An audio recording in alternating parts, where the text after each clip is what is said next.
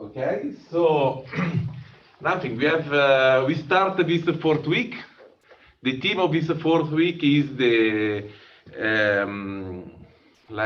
approach of bootstrap in the case of where non-unitary is not satisfied. And we have the pleasure to start this week with lectures by Marco on bootstrap without positivity. And thanks, Marco. Please, it's your time. Thank you.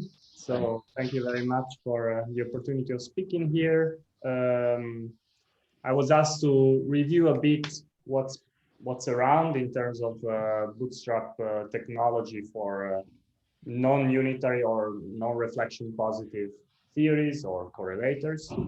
And yeah, so I have had some experience in the past with these kind of problems, and therefore probably the organizers thought that I was the right person to talk about them. But I'm sure there may be even people in the audience more expert about this than me. So I did my best to review a bit of literature with some personal biases. And I hope this will give you an idea of what are the challenges, why we need to switch gears completely, and why everything is a little bit more I don't want to say in the air, but it requires more progress than the well-established and powerful techniques we've seen in the past few weeks. So let me get into the overview. We're going to have a brief reminder, hopefully, about what is the gift that positivity in correlation function gives us. This is something that Alessandro explained at the beginning. Then we're gonna touch on how we lose positivity. So both in this can happen both in unitary theories and non-unitary theories. And I have to say, although I will use examples, physical examples to illustrate the technique, the review is based mostly on.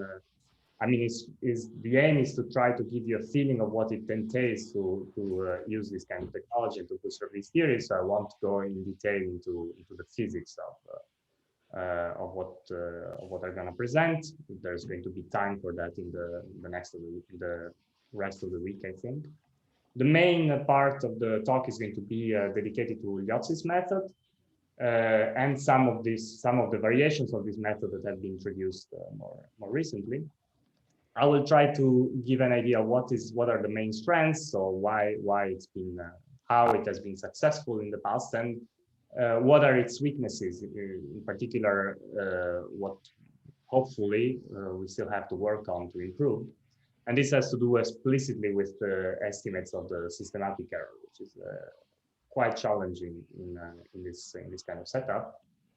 I will dedicate some time to some more ideas which are less explored, at least less explored by me, but also they're newer.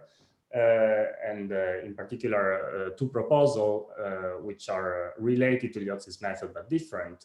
One is what I'm calling error minimization, I'll get to that. And the other is an invitation to something that will be explored much more in detail by Miguel, who is one of the authors of the paper I'm gonna describe here.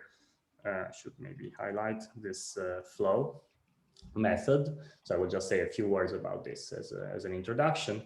And then if time permits, and I don't think time will permit, I will switch gears to some analytic results that you can obtain even in the absence of positivity or with some assumptions. In that case, I will try to highlight how positivity would be helping even there, but we'll see.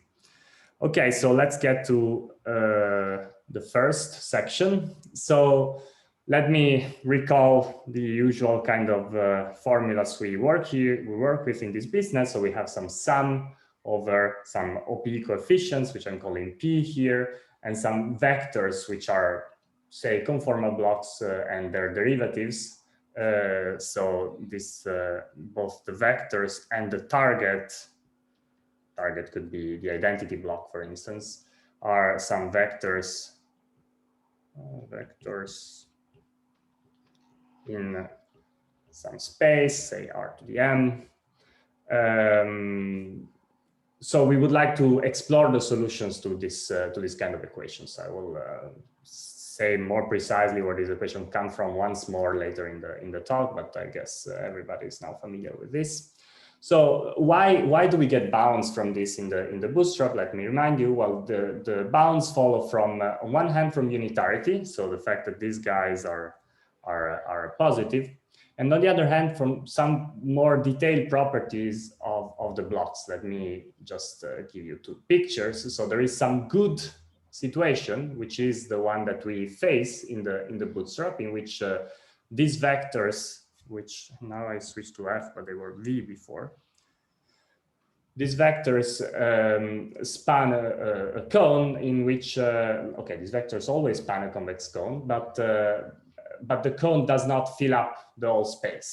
So we can find planes which separate, say, the vectors we want from some target if the target is somewhere else. So if you look at the base of the cone, which is this picture on the right projectively, the space which you can build up by taking linear combinations of positive linear combinations of the vectors is not the full plane that cuts the cone here. It's just a piece. And so if I had a target outside, well, this target would be excluded because I can find the famous separating plane. Of course, there could be a bad situation where if the blocks had completely different asymptotics in which I just fill up the whole space, even with positive combinations, then we would have no bounds. But that's luckily not what happens. And so there's a nice story there. So in the good scenario, the bounds just follow because I can start, say, from the target somewhere in the middle of the allowed region. So we have many solutions to crossing in a situation like this. You can just build up this vector from taking various sums of this black line. This black line is supposed to be, let me go back here, supposed to be the line spanned in the transverse space by the vectors. We can take various sums of this vector and get to the target. Of course, we could start moving the target in some direction towards one of the boundaries of the convex hull. And then at some point, this vector V3 exits from the sum. Its OP coefficient, sorry, I build these notes in various moments, so this is not always completely consistent. The OP coefficients of this vector goes to 0. And then it cannot go further. It cannot become negative, otherwise we lose positivity. So this is a bound. It tells you that the region in which a solution exists is bounded, and this bound could, for instance, this target, for instance, can depend on some dimension of the external operator, say, depending on how you normalize things, and so you could have some exclusion, like the ones we've seen before. Okay, so this is the nice story that we're going to abandon essentially for the rest of these 2 hours, excluded at the very least when I come back to this kind of picture to just give a sketch of the flow method. So what happens without positivity? Well, without positivity, what happens is that the OPE generically, as I was drawing before, at least generically, has infinitely many operators appearing, which form a basis for any finite m-dimensional space of derivatives you might want to build. And therefore, immediately you have no bounds. If I'm not bounded by positivity, clearly I can just construct whatever target I want if I'm allowed to use infinitely many operators, which form a basis. Now, let me emphasize, this does not mean that there are no constraints from the existence of crossing and an OPE. There are some trivial constraints which you can immediately find, which have to do with the asymptotics of the OPE. Say you have 2 channels, as we always discuss. In one channel there is some power law asymptotics for the OPE. This power law asymptotics has to be reproduced, so it normally has to be reproduced by an infinite sum of the blocks in the other channel, and so you can try to play analytic games in which you try to understand what features of the infinite sum have to appear in order to reproduce the singularity.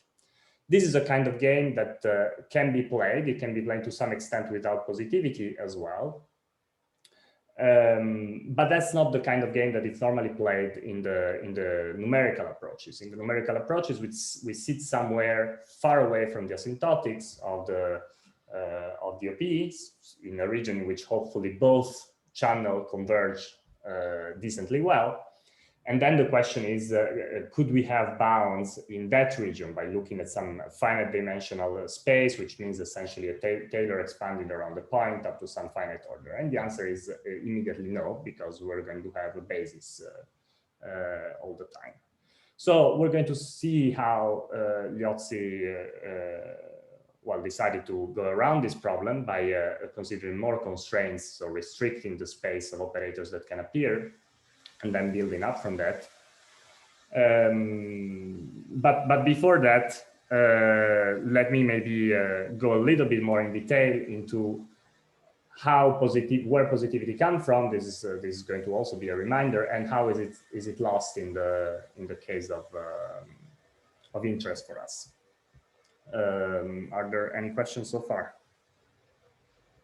I guess this is all pretty known, so let me go ahead. So as explained by Alessandro, positivity in a correlation function is essentially a consequence of reflection positivity. Let me re-give you the picture that Alessandro gave at the beginning, just in case someone was not there. So if we consider, say, a 4-point function in which operators are pairwise identical, well, there is one channel in which I can find, so there is one configuration I can find, which is the one that is drawn here, in which you see phi2 is the orange dot, etc., in which cutting through this line here, the left and the right are the same. So reflection positivity is just a statement that correlation function with this configuration should be positive. This is not something that is God-given. It's something that follows from if we would like our theory to decrotate to a unitary theory in Lorentzian signature. This is still true, of course, if I project onto a different state other than the vacuum, which in this case is some operator of dimension delta and spin L. And then there's some distance here. I place the operator at distance r, and I can take r to infinity to get some consequence, which we all know, which is that OP coefficient squared, which appears, so right, if I take r to infinity, I'm isolating this part from this part, only the identity flows in the middle, so I get the product of 3-point functions, which is proportional to the OP coefficient squared. And therefore, this guy has to be, this is what I was calling P delta L before, this has to be positive or equal to 0 at most. So this is reflection positivity that gives you positivity in correlation functions. So how do we lose it? Well, we lose it in both unitary and non-unitary theories. In unitary theories, we lose it when we consider correlators. Correlators has more R's than that. Correlators without reflection positivity in a given channel. And in non-unitary theories, well, of course, then we don't have to begin with the request of positivity in a reflection symmetric configuration. So among the unitary examples, well, the same 4-point function as above has also a channel in which it's not positive. The OP is not positive, which is the channel I'm drawing here, in which I cut the other way. So in this case, well, okay, I'll come back to this case in a second. There is another set of cases which I will be using as examples during the rest of the discussion, in which the 2-point function, where I consider the presence of some extended operator, let's say a boundary. So I'm now considering a theory in which is not translational invariant anymore. There's some boundary B placed at the end of the word, and I would like to consider 2 local operators, so the correlation function of these 2 local operators in the presence of the boundary. So this okay, has of course a statistical mechanics motivation as well as many others. And okay, so there is one channel here. So here again, this two-point function has different OPE channels. They don't have to agree, so we have a crossing constraint. But how does this look like? Well, I can bring two operators close to the boundary and expand in terms of operators living on the boundary. This is an OPE. And if I cut in the middle here, well, this was a reflection positive configuration, so we're happy. We're going to find that this OPE is going to have positivity. And this is called the defect channel.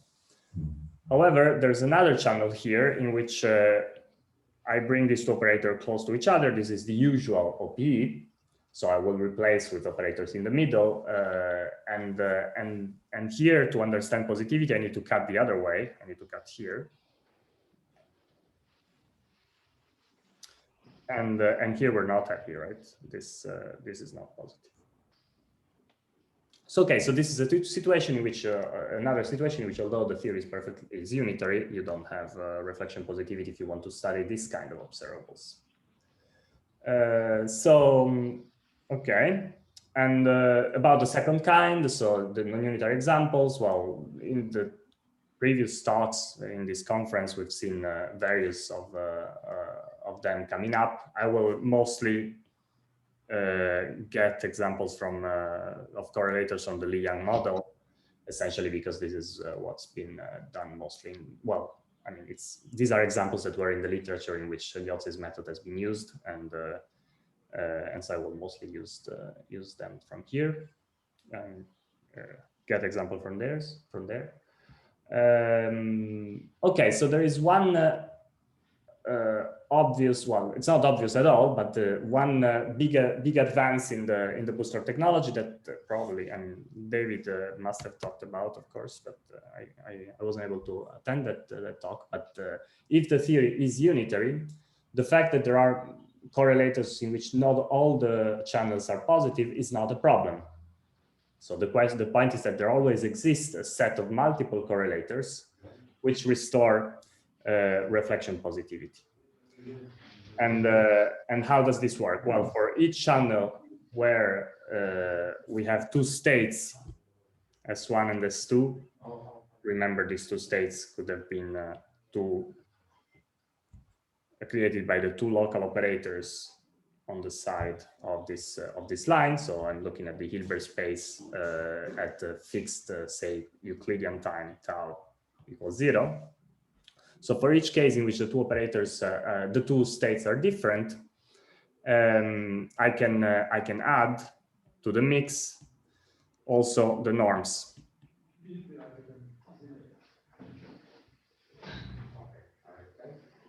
And then once I add the norms, I will have some matrices. And so these are matrices of scalar products. And so if the theory is unitary, those have to be have positive eigenvalues.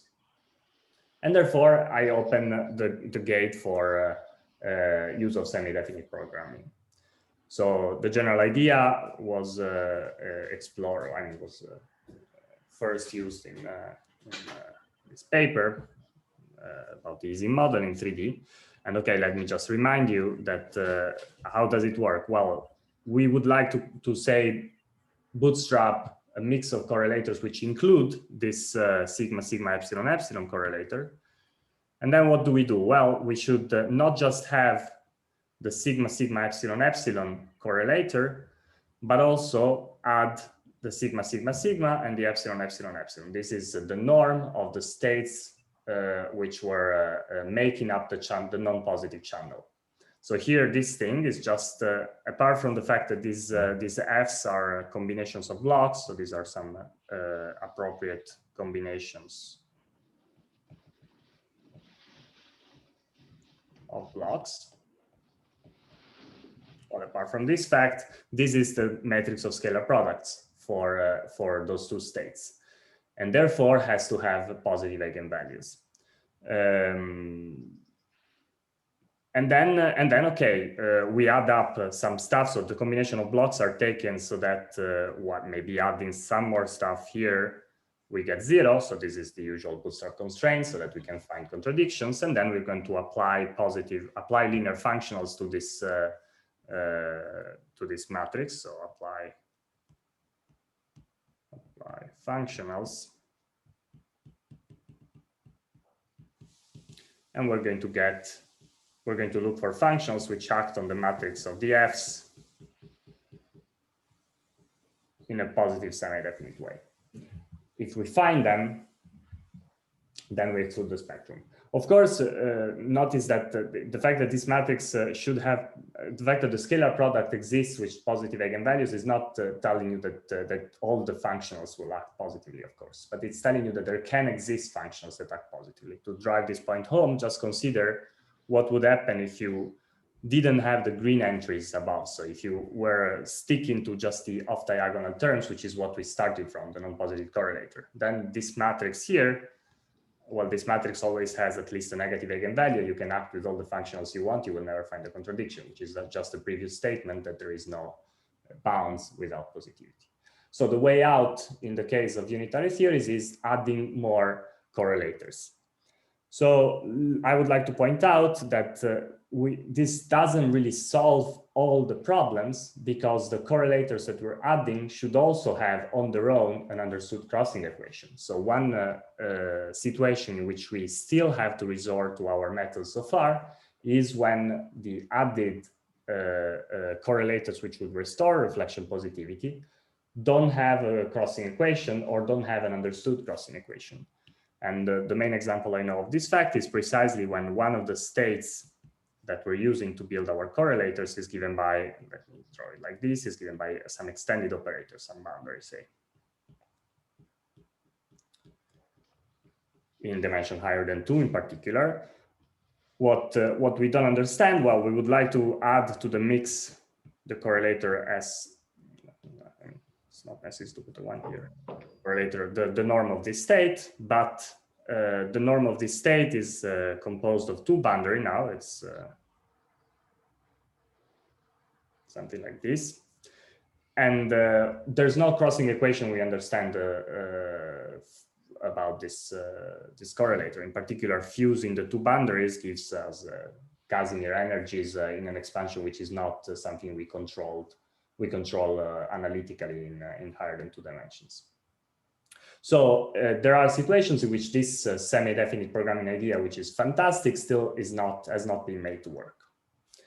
And okay, so this closes the introduction, and we can get to what's been tried to. So can you comment on this, Mark? So you say that this basically you are saying that in the other channel you don't have any interesting expansion to write for this correlator. Is this what you're saying? So you know that.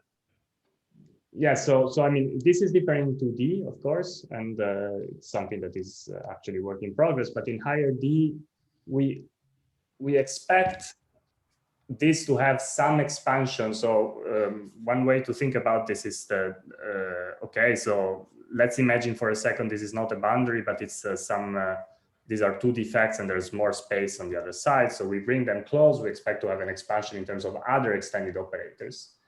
But how to think of this is not, there's no kinematical understanding of this. One way to understand this is thinking in terms of actions. So what you are expecting is that you're fusing terms in an action, right? So you will get exponentially, you will get an expansion in terms of some exponential of, say, in this case, this is not even well defined. You should put an IR cutoff, so you should maybe consider sphere, but let's say there's some size here, L, for this thing, like some IR cutoff, and there's R, and you might expect stuff like R over L expansions with coefficients.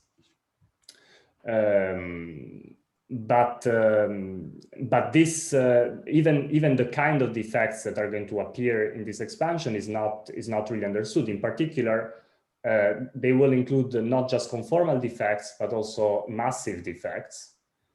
And essentially, one way in which you could understand why this has to be not an easy problem is that you could think of this as an RG flow. You're zooming out from the problem, which is the same as taking this R small, and therefore in the action, in your action, something is happening. There is an RG flow, and there are and the action, the relevant action is changing depending on the scale. So this cannot be an easy, I mean, it should not be an easy expansion. And the reason why it's easy in the local operators case is that there are no action. There's no extended, there's no integral to let the theory flow when I'm considering a point, right? There's just the operator. But this overlap is what? It's some function of R. So what are you going to? So there is some function of R you're saying, and you are if you just stick in an arbitrary function of R, then you are saying you are going to lose any predictive power from positivity. Yes, exactly. So it's not.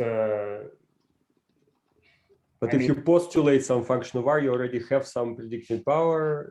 Yeah. So one way, right? So what I feel like is going to be hard here is to find an equation of this kind, something equals 0, because of this fact, because this something is not the sum over something we understand. It's not really kinematical. On the other hand, there is some positivity built in just because of the discussion we just had.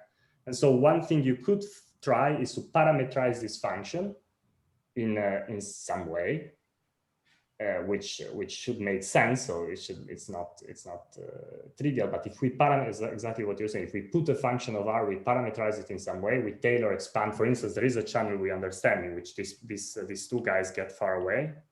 Right? When instead I go the other direction, what I should think in terms of is in terms of like spheres. That's much better because it's going to be all infrared safe, etc. So when these spheres get small, they have an expansion in local operator that is completely understood. So there is a way to parameterize this function, which is completely understood in terms of the sum over blocks. I just don't know what to put it equal to. On the other hand, when I put this function in this system, I should still create positive semi-definite matrices. So one question I could ask is, can I maximize something such that there is no there is a bound, meaning I cannot take some OP coefficients or some of this OP data that appear in this expansion too big, otherwise the matrix is not positive semi-definite anymore. So this would be like a primal approach a la S matrix bootstrap, say, rather than the conformance. So this is a viable alternative probably. In 2D, the story is different. In 2D, we do understand this fusion, and so we can write down actual crossing. Okay, thanks. Thank you. Marco, sorry, I have another question. Yes. What do we know about the OP convergence in non-unitary theories? Yeah, so this is something I will essentially have nothing to say because I don't know anything about it. I guess, so this is another reason why I like this kind of boundary setup, because it allows you to study the method, Gliozzi's method, etc., without having to really talk about this issue, because there the OP does converge. I can, in that case, we can open a parenthesis if you ask me again when I talk about it, why it does converge and why we know something, even if there's no positivity. But in honest non-unitary theory, what we lose is those nice arguments about the Hilbert space and the positivity in some Hilbert space. And so I don't know that it has to converge. Then it would probably be hard to believe that it doesn't. In many situations, there's, say, if the scaling dimensions are positive, but the OP coefficients could fluctuate. Okay, large operators will have will still be the blocks will still be surprised by something R to the delta, say. And so if I take the cross ratio small enough, well, there should be, unless the OP coefficients really want to grow widely and oscillate, it should still converge. But these are sort of like expectations and genericity arguments, and not theorems, as far as I know. Okay.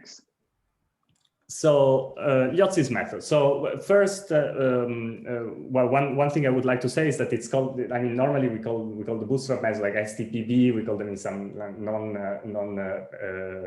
not using names of people. And I just want to emphasize that it's not Nando Gliozzi that really wanted this thing to be called like his name.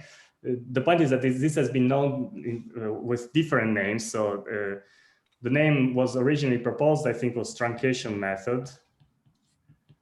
truncation method. Then the way in which in the Bootstrap literature it started to be cited was the severe truncation method, and this is to separate it from the Bootstrap approach. Back then it was linear programming, which you still have to truncate. You truncate in the scaling dimensions, but at very large scaling dimensions. So this is going to be, as you can see, a very severe truncation. But then this looks, if we keep this name, this looks like a verdict, right? It sounds like this is always going to be a severe truncation method, which I don't want to say. Maybe somebody will come up with some way to scale it up. The other way in which it was called, it was a Determinants method. This is also, apart from joking, is a way for you to see what's, to track it inside the literature. But we'll see that it does not really require determinants, and there are other ways to formulate it. Does not require. And so, okay, so for lack of a better alternative, I'd call it Gliozzi's method, then you can decide whether you like Nando's name or not. So, so this brings me, I don't have to comment further about this because I just commented about this. So the expectation is that operators with large scaling dimensions do not contribute too much to the OPE at a crossing symmetric point, at least in the cases where the crossing symmetric points corresponds to some raw variable which is small. I think this, I don't know if raw variables were introduced. If they weren't before, then forget about this point. The OP is expected to decay. So what do? We truncate the crossing equation to finitely many operators, and we extract approximate solutions. So now I'll go and try to be more precise about what we mean. But let me just say what are the advantages of why we are talking about this method. Well, one is that it's a cheap method. It's computationally cheap. It does not require you to follow the beautiful tutorials that Martin gave on STPB. You can just write a very simple mathematical code and get most of the plots that I am going to show. And it immediately yields number rather than bounds. Of course, let me just clarify. I'm not saying that that STVB doesn't, right? So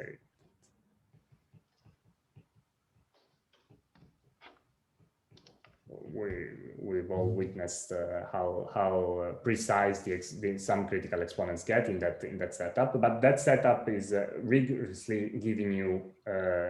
I mean, the aim of that setup is creating exclusions, and then okay, there's a sort of extremal functions. We'll come back there. This thing is just tailored to give some approximate solution of the crossing equation, so it will give you some scaling dimensions and some OP coefficients. So the other reason why it's a good method is that it's been successful in practice. It has given good results in various situations, and as in particular Gliozzi likes to put it, it can be used to explore part of the landscape. So you can just try and write down your favorite crossing equation, put in some low line information you have, approximate, and try to look around in the landscape from places where it's possible to find solutions to crossing. We'll see an example of this in a plot in 10 minutes. And so this is also possible for reflection positive correlators. It's not that this method is being created for non-unitary theories. It's just that for non-unitary theories, it's a bit the only game in town at the moment, but it can be used for reflection positive correlators as well. So what are the disadvantages? Why we're using STVB, which is far more expensive computationally than this in the case of for instance, of positive correlators? I would say that it's fair to define this more of an art than a science at this moment, at least for me. Maybe for people with more intuition, it could be, but then again, this means that it's more of an art than a science. And essentially, at least so far, the point is that this is not an algorithmic thing. You'll see that it's not easy to scale up, to just throw it in some computer, some algorithm that is going to just explore the landscape of possible solutions. And really, most of all, it's really not easy to estimate the error you're making in the truncation. We'll come back to various points on this. So, Marco, I would just add that, I mean, for me at least, the biggest problem is not the three things you mentioned. It's just that you don't know how the lab region changes. So, like for me, like the most important part of the numerical bootstrap is that it changes monotonically. So like as you increase the number of derivatives in your approximation, you know the, like allowed region can only change in one direction. Whereas like Gliozzi's method, it's not really like a method because like the allowed region can get bigger and get smaller. Like, there's no systematic way of how it changes. Yeah, so I will come back to this. This is this for me is estimating the error. It's the idea that you find a solution, and then when you increase the number of operators and derivative, you don't have control to how far away the solution can drift and in which direction. So I agree with. But I mean, but in fairness, with the conventional numerical bootstrap, we also don't have an estimate of the error because we also, I mean, we have no error bounds in the conventional numerical bootstrap. Well, zero is a very good estimate. But but like the main thing is just that like the region changes in one direction. It's monotonic. Like, we know the sign of the error. Yeah, so we know the sign. No, but Shai, you are a bit unfair. I mean, yeah. It is a method. I mean, you would say that perturbation theory is also not a method. Yeah, I mean, I was just not going to comment on that. Okay, but fine, sure. Yeah. I mean, it's fine. I mean, the point is that when I say, okay, so the error in the numerical bootstrap, of course, you don't know where the solution lies, so you have a one-sided error, but you know that when you're excluding a theory, the error on excluding a theory is essentially zero. The only place where you're making a systematic error in the numerical bootstrap at the moment is the approximation of the blocks, but this is very easy to just keep under control. So in this sense, the two methods are very different. Saying that something is not a method is perhaps not super nice, but I get the provocation, so it's fine. And also, it's a bit the only thing that that people have come up with. So I'm going to review this. Okay, so there is something else. There is a possible refinement that Miguel is going to talk about much more in detail. There are some special solutions of crossing which are sparser than the others, and they can be deformed from the unitary to non-unitary regions. So in that case, you can use the power of the usual numerical bootstrap, and then in that case, the idea is not to find something which is bounded, so with a one-sided error, as Shai was pointing out, but to actually isolate unique solutions. We'll come back to this at the end, hopefully, and if not, there's a talk about this. Okay, so let's get to the method. So what's the idea? The idea is that we take our crossing equation, in which, again, we have some sum over OP coefficients of some conformal blocks, which depends on a certain number of cross ratios, and then this is equal to something, a target, which I'm going to just set to 1, for instance, the appropriately normalized contribution of the identity. And what do we do with this? Well, we're going to truncate the spectrum. So this is where the method gets one of its names. And to just say n contributions, n operators, and we're going to assume that the rest is small. So this is the main origin of all the troubles. It's what we have to do to get some mileage, but it's what Shai was referring to. The fact that this is small, well, this is small is an assumption. It's nothing. It's nothing that can be quantified, well, at least easily quantified or rigorously quantified. It's nothing that can be rigorously quantified as far as we know. At least in the non-positive, in really non-positive case. And then, okay, then we take derivatives. This is just exactly as what we've seen for the numerical bootstrap.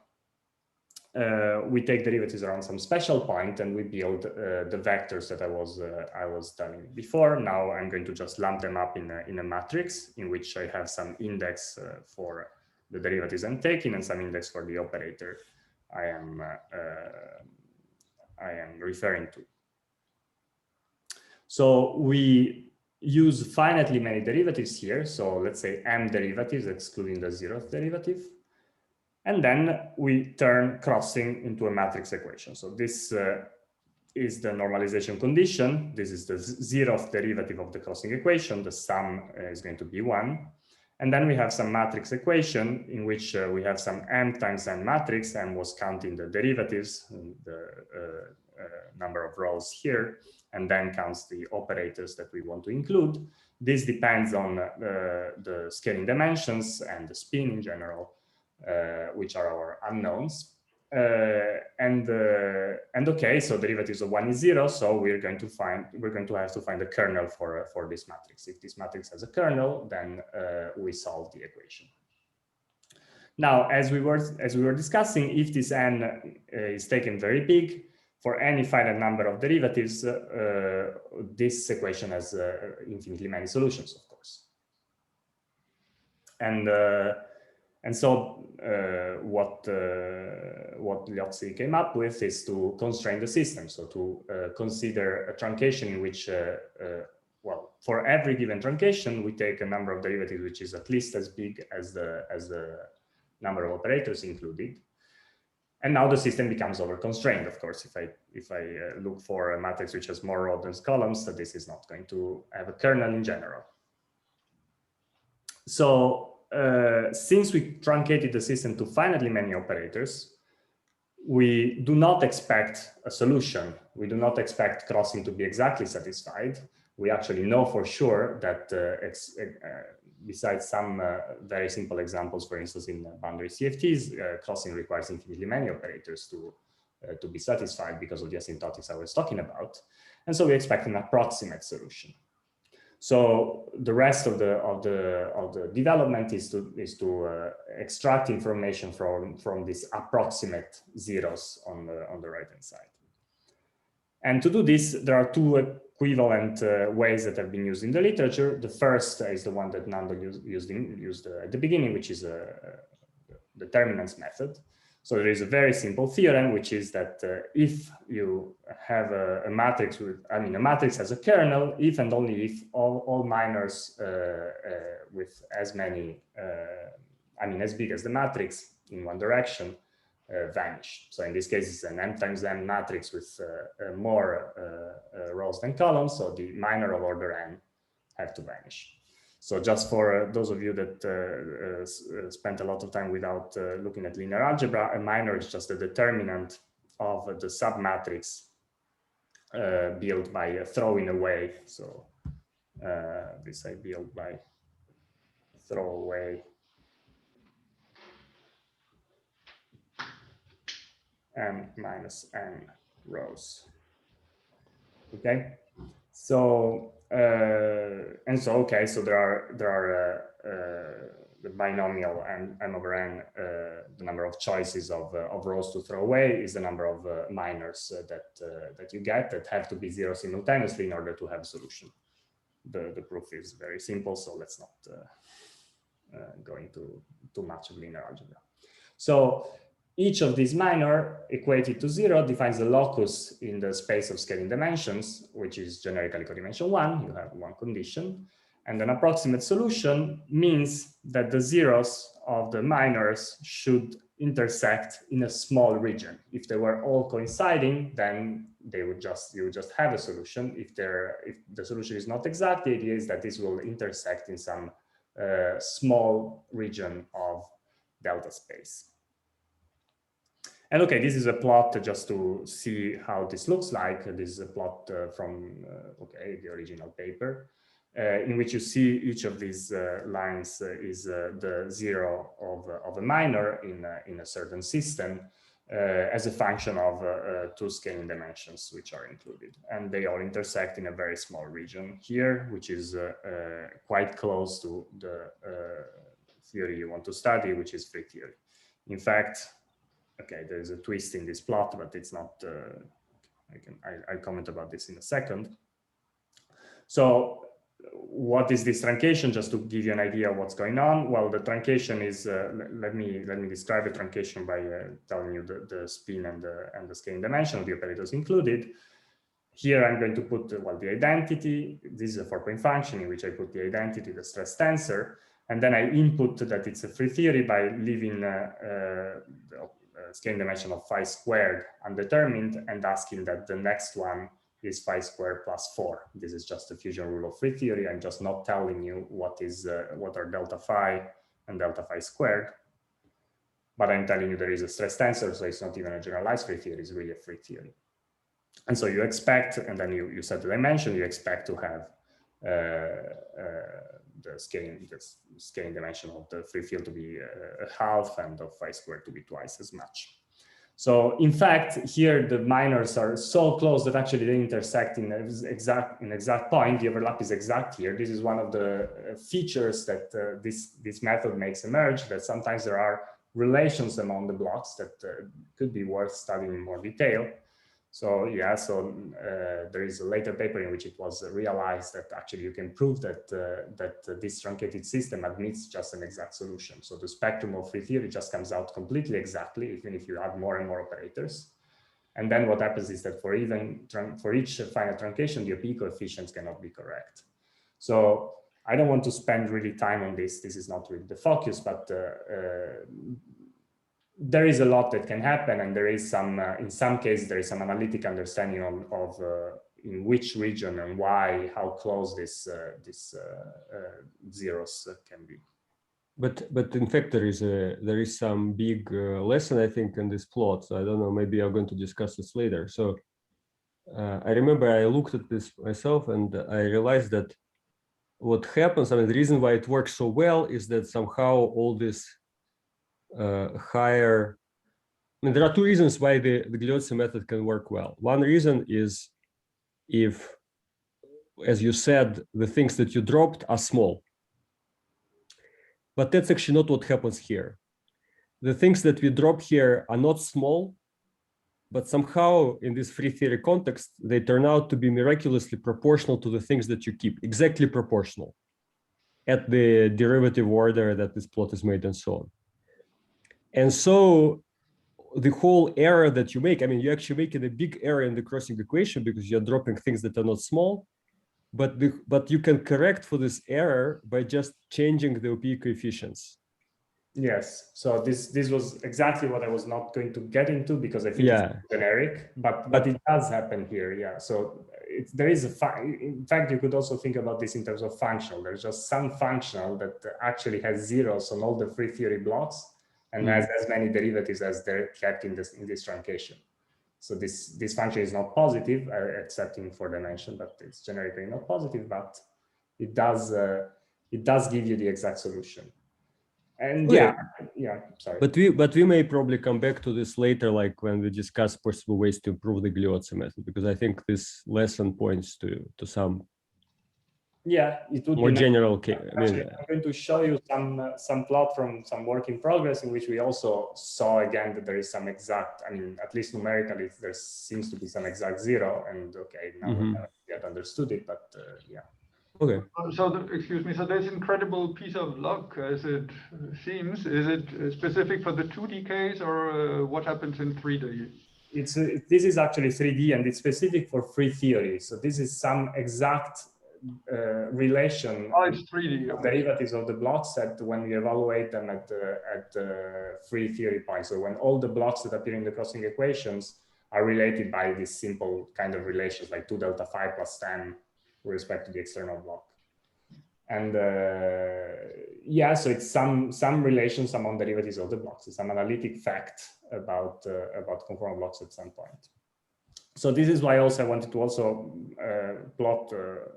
put something else here. I'm going to come back to this later on, but this is just another plot in which instead is the Liam model in 2 dimensions.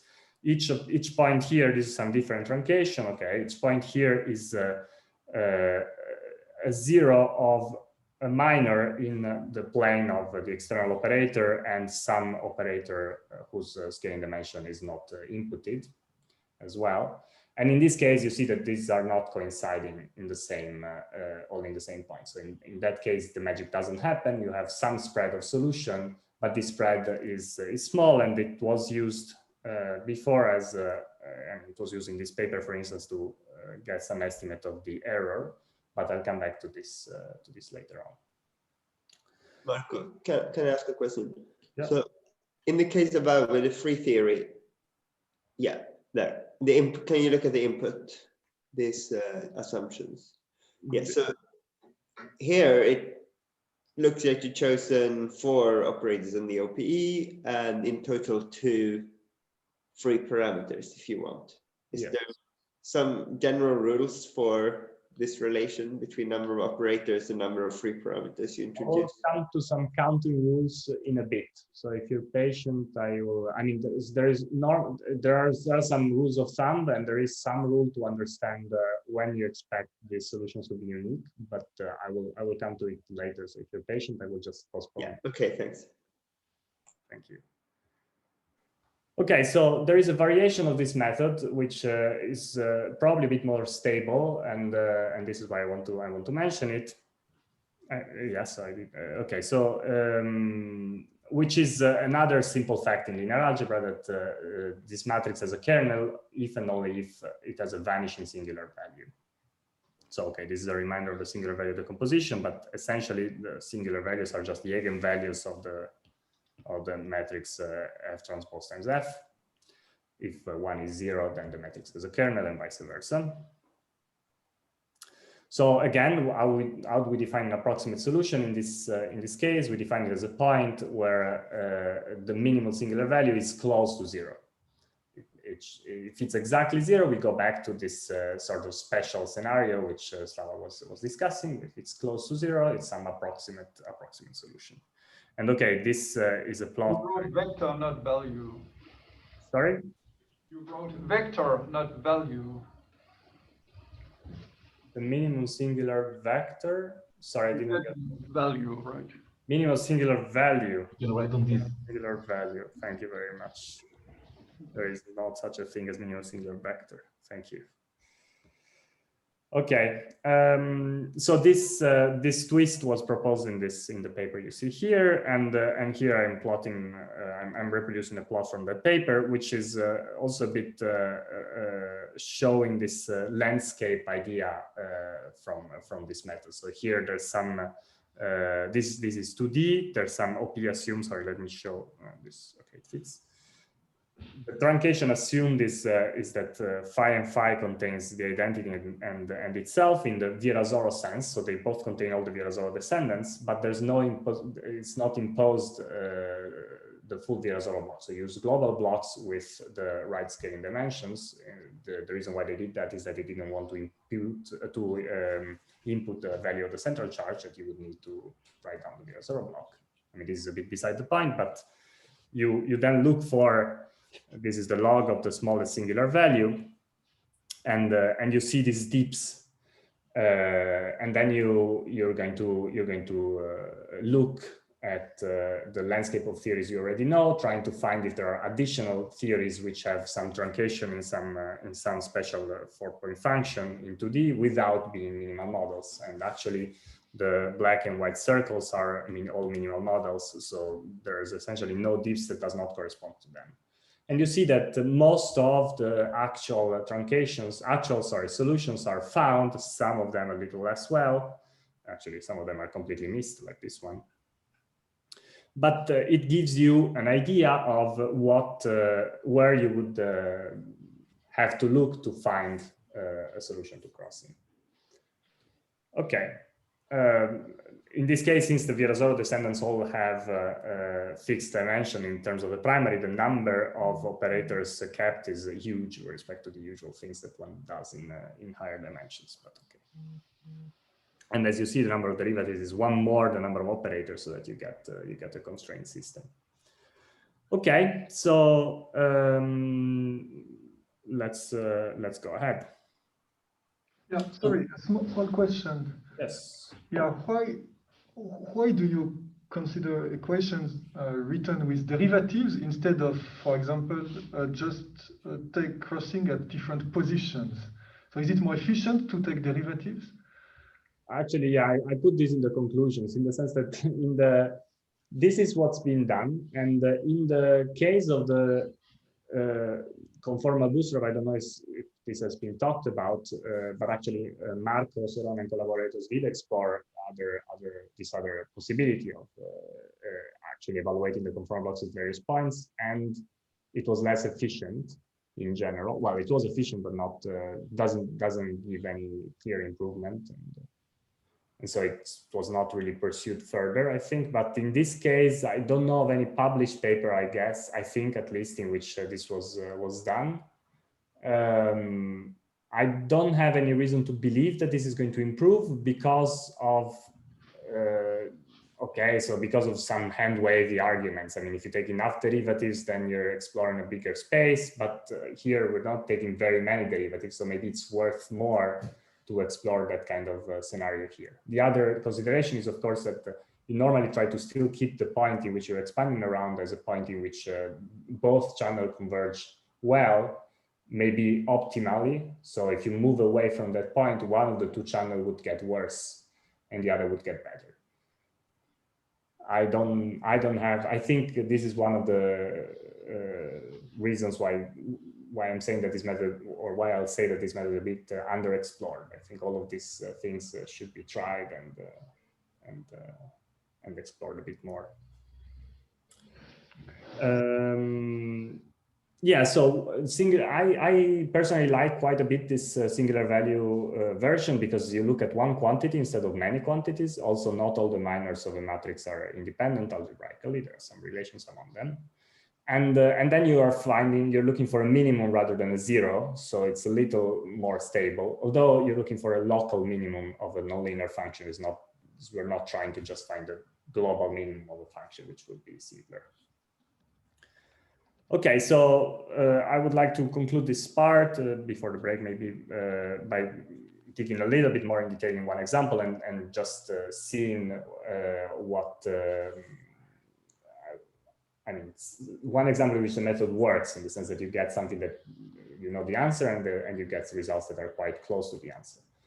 So this is just the Young model in 2 dimensions. So there's some Lagrangian description here, and just to remind the physics, this among many other things, it describes the density of zeros of the partition function of the Ising model in imaginary magnetic field of critical. There's some density that goes to 0 at the end point, some density of zeros. And of course, it cannot touch because zeros of z are singularities in the log, and we know the singularities in the log appear at the phase transition. So the density is controlled by some quantity which is related to the scaling dimension of the elementary operator in this Lagrangian. And in the equal to, this is just one of the minimal models, not one of the unitary ones. It has a negative central charge, and it has 2 Virasoro blocks, the identity block, and some block with negative scaling dimension, with very simple fusion rules. And then the other thing that I wanted to emphasize is that this model has quite a sparse spectrum, because it has 2 low-line null states for each of these modules. So in particular, in the fusion rules, you have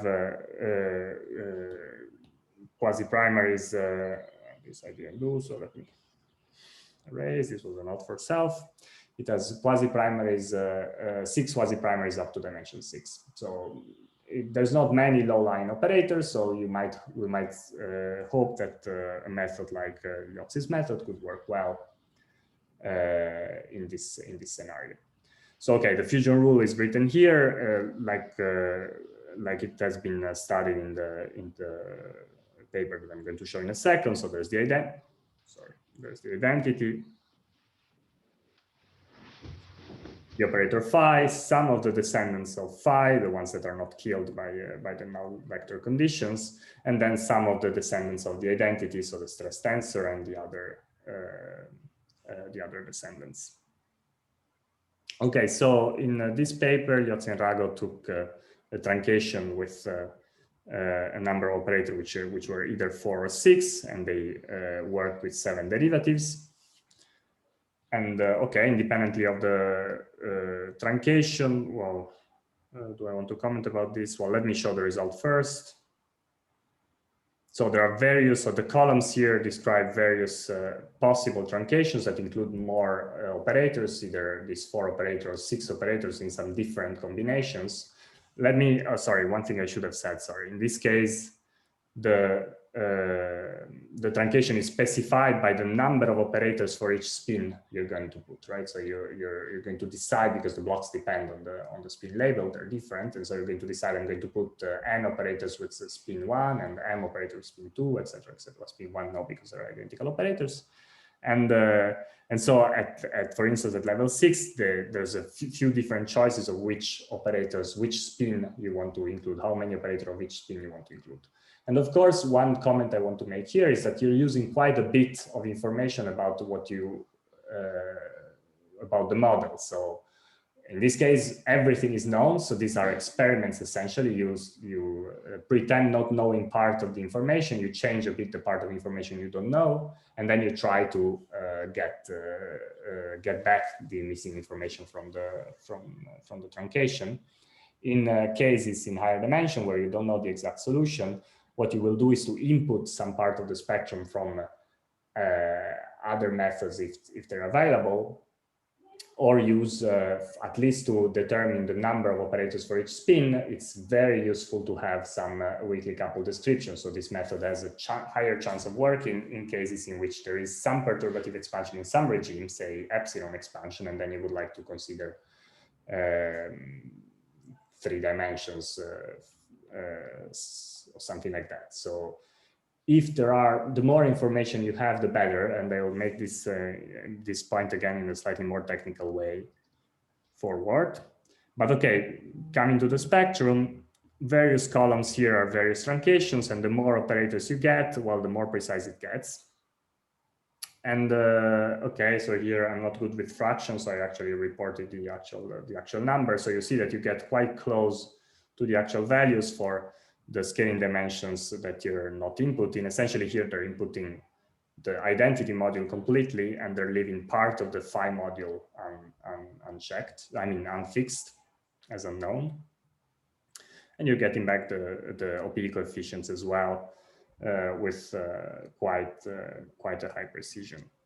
And now this parenthesis here, this error is obtained using the spread of the zeros, the region in which the determinants are going to be 0, as I showed in the plot above. And so, okay, so this is about this estimate of the error. I'll come back. But yeah, so this is one example in which you see that there is some bearing to this story. The data come out even too well with small truncation. So since it's been 1 hour, I think this would be a good time for me to stop for questions and take the break. But I don't know what the organizers think. Yes, I think it's a good idea. So if there are questions from the audience. Well, maybe I have a question.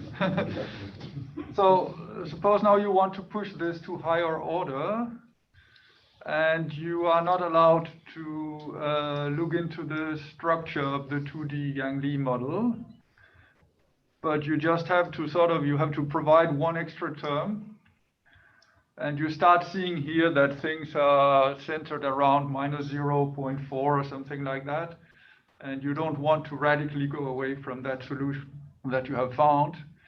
Is it enough to put in an extra term, or are you still just swimming around in some sea of uncertainty? Yeah, so this is the art rather than science thing. In my experience, it's I mean, my limited experience with the method, it's not guaranteed. So with the singular value, is a little bit better. So with the determinants, you really don't know. So okay, let me say this: if you just add one operator and you don't add derivatives, of course you're going to find the same solution. But then this is going to be part of a big family, because now the system is not constrained. If you had a constraint system before, then it's not constrained anymore. So in the language of singular values, you find some family of zeros, and then you lift that family of zeros by adding one more derivative. And okay, this is essentially what Shai was commenting about. There's no guarantee of where the solution will drift, and there are situations in which it drifts quite a bit. So it would be, I think really it would be important to understand, even in reflection positive scenarios, if we can put this under solid ground. But in my experience, this is essentially swimming. It's expected that if the OPE is small, if what you dropped was small, you're going to find again truncations in which the things keep existing, and so you add one operator and you add one derivative, and then you keep balancing. But there is one. This is something I will talk about in the second part. There is one big. Well, it's not so big, but there is one catch in this situation, which is that every time you add an operator, this also starts answering the question that was asking before by John. Every time you add an operator, you're actually adding both one operator and its OPE coefficient. So you're secretly adding two parameters. So if you just add an operator and one derivative, the generic thing that happens is actually that you end up in a one parameter family of solution immediately. And then this one parameter family could be more or less extended. If it's not too extended and it doesn't affect too much the low-lying operators, you could take that maybe as an estimate of the error. Now you're taking into account that the solution is drifting in some region, and you're looking for lower operators, are they affected or not? But there are situations in which this family just extends a lot and changes a lot all the data. So then what do? You add one more derivative, and you hope to go back to a unique solution. If this solution, where the solution is going to lie along this family, I don't have any way of establishing this rigorously.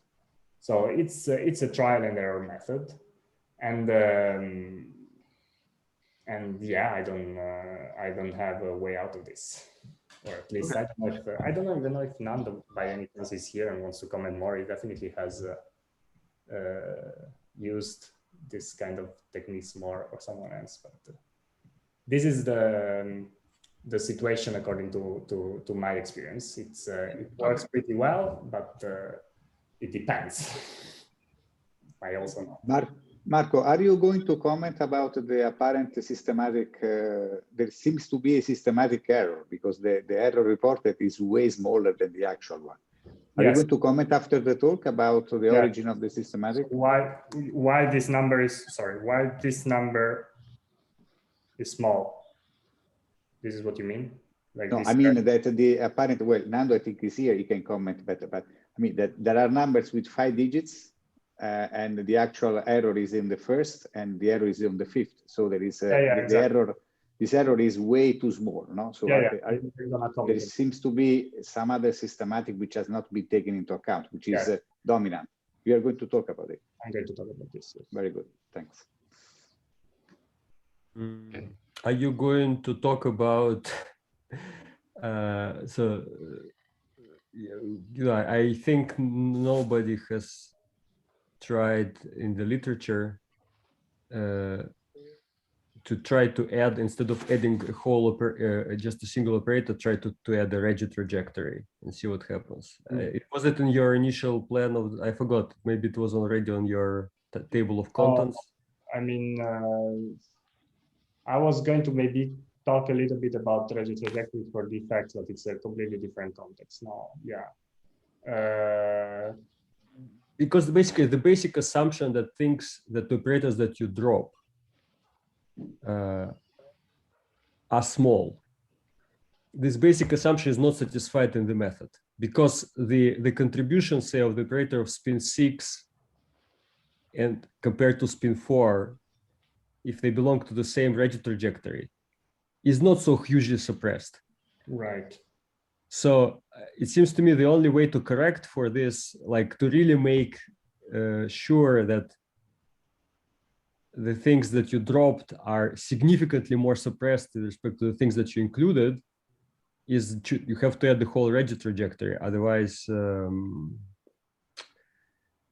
you kind of have a power-like convergence, I think, within one Regge trajectory as opposed to an exponential convergence. Yeah, indeed. This is definitely true. I don't think it has been tried, and so that's why I'm not talking about it. And but let me comment on this, saying that this may be one reason why, in the case of the boundary bootstrap, it seemed to work decently well, because in that case, only scalars have an expectation value, so you don't have this extra extra quantum number that reduces the suppression twist rather than scale dimension. Yeah, that's a good point. Yeah.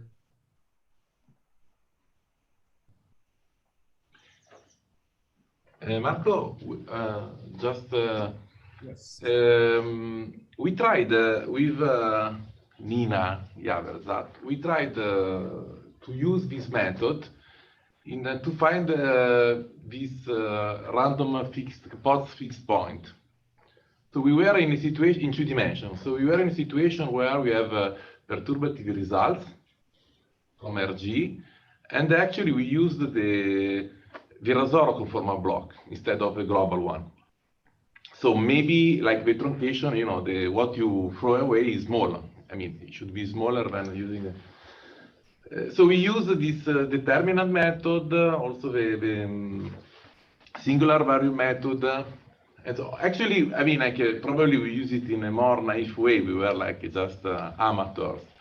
But it was very difficult to scan the space of solution. I mean, like we have to find to trace the locus in a multidimensional space. So it was really like things that were kind of. I mean, we could not. We saw some crossing, but I was like maybe I had a suggestion by Silvio Franz these days about as someone has ever tried to build on some functionals of determinants in order to make the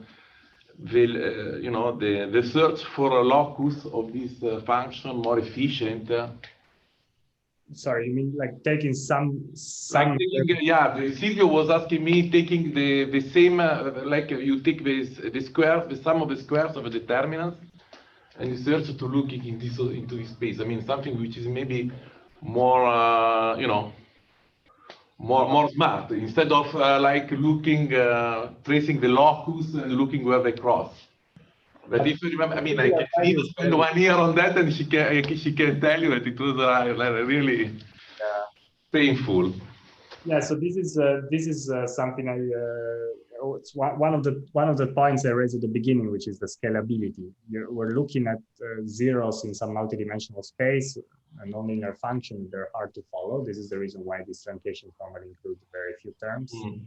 And sum of squares, I mean, you're trying to get back to some positivity so that you're looking for a minima rather than zeros, but that's essentially what the singular value does. So at least at that level, I'm not sure that there's much more to be done. And then again, the singular value is a nonlinear function of your unknowns, and it's not that you're looking for the global minimum.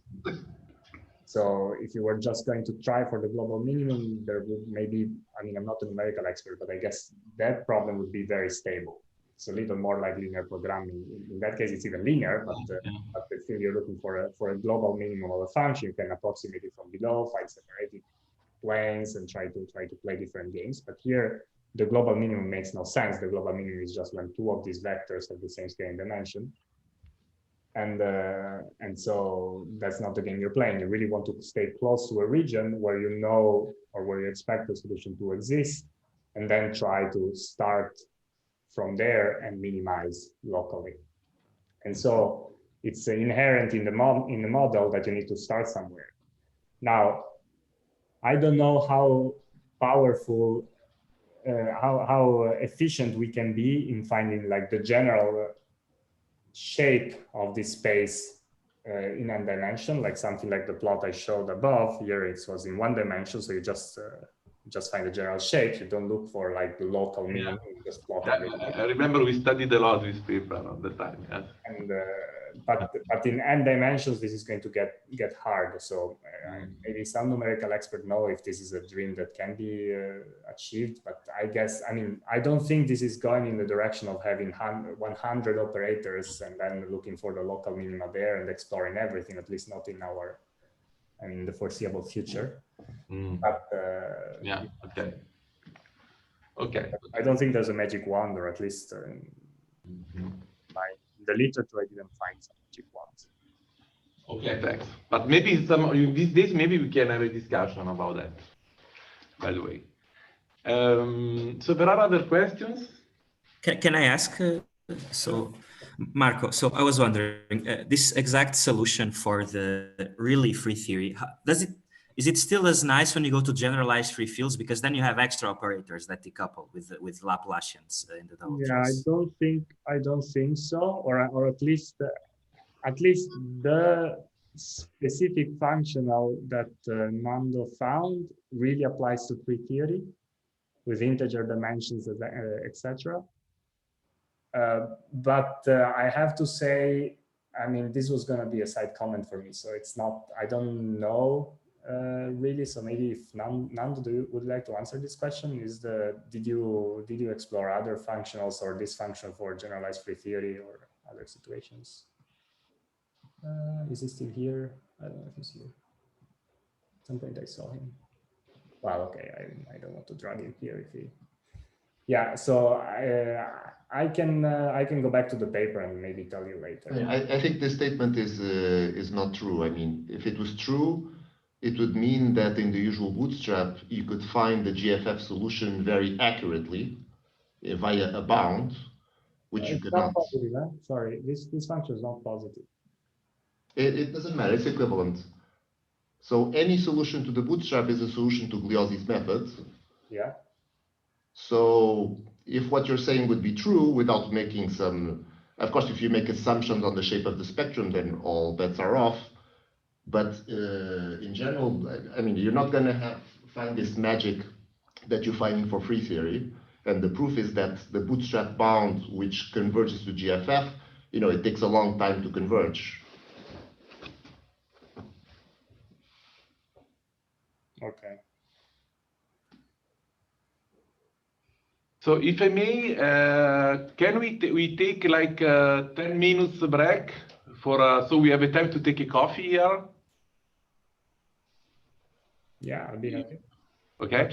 So and we will back in what it is in 10 minutes. Yeah, that's fine. Okay. I'll be back earlier probably if anyone has further questions. Yes, I mean, like you can stay here to answer to the question to the remote. Yeah. I'm just thinking that we are going to take a coffee here. Yeah. Okay, see you in a few minutes. Thanks. Bye-bye. 1 second.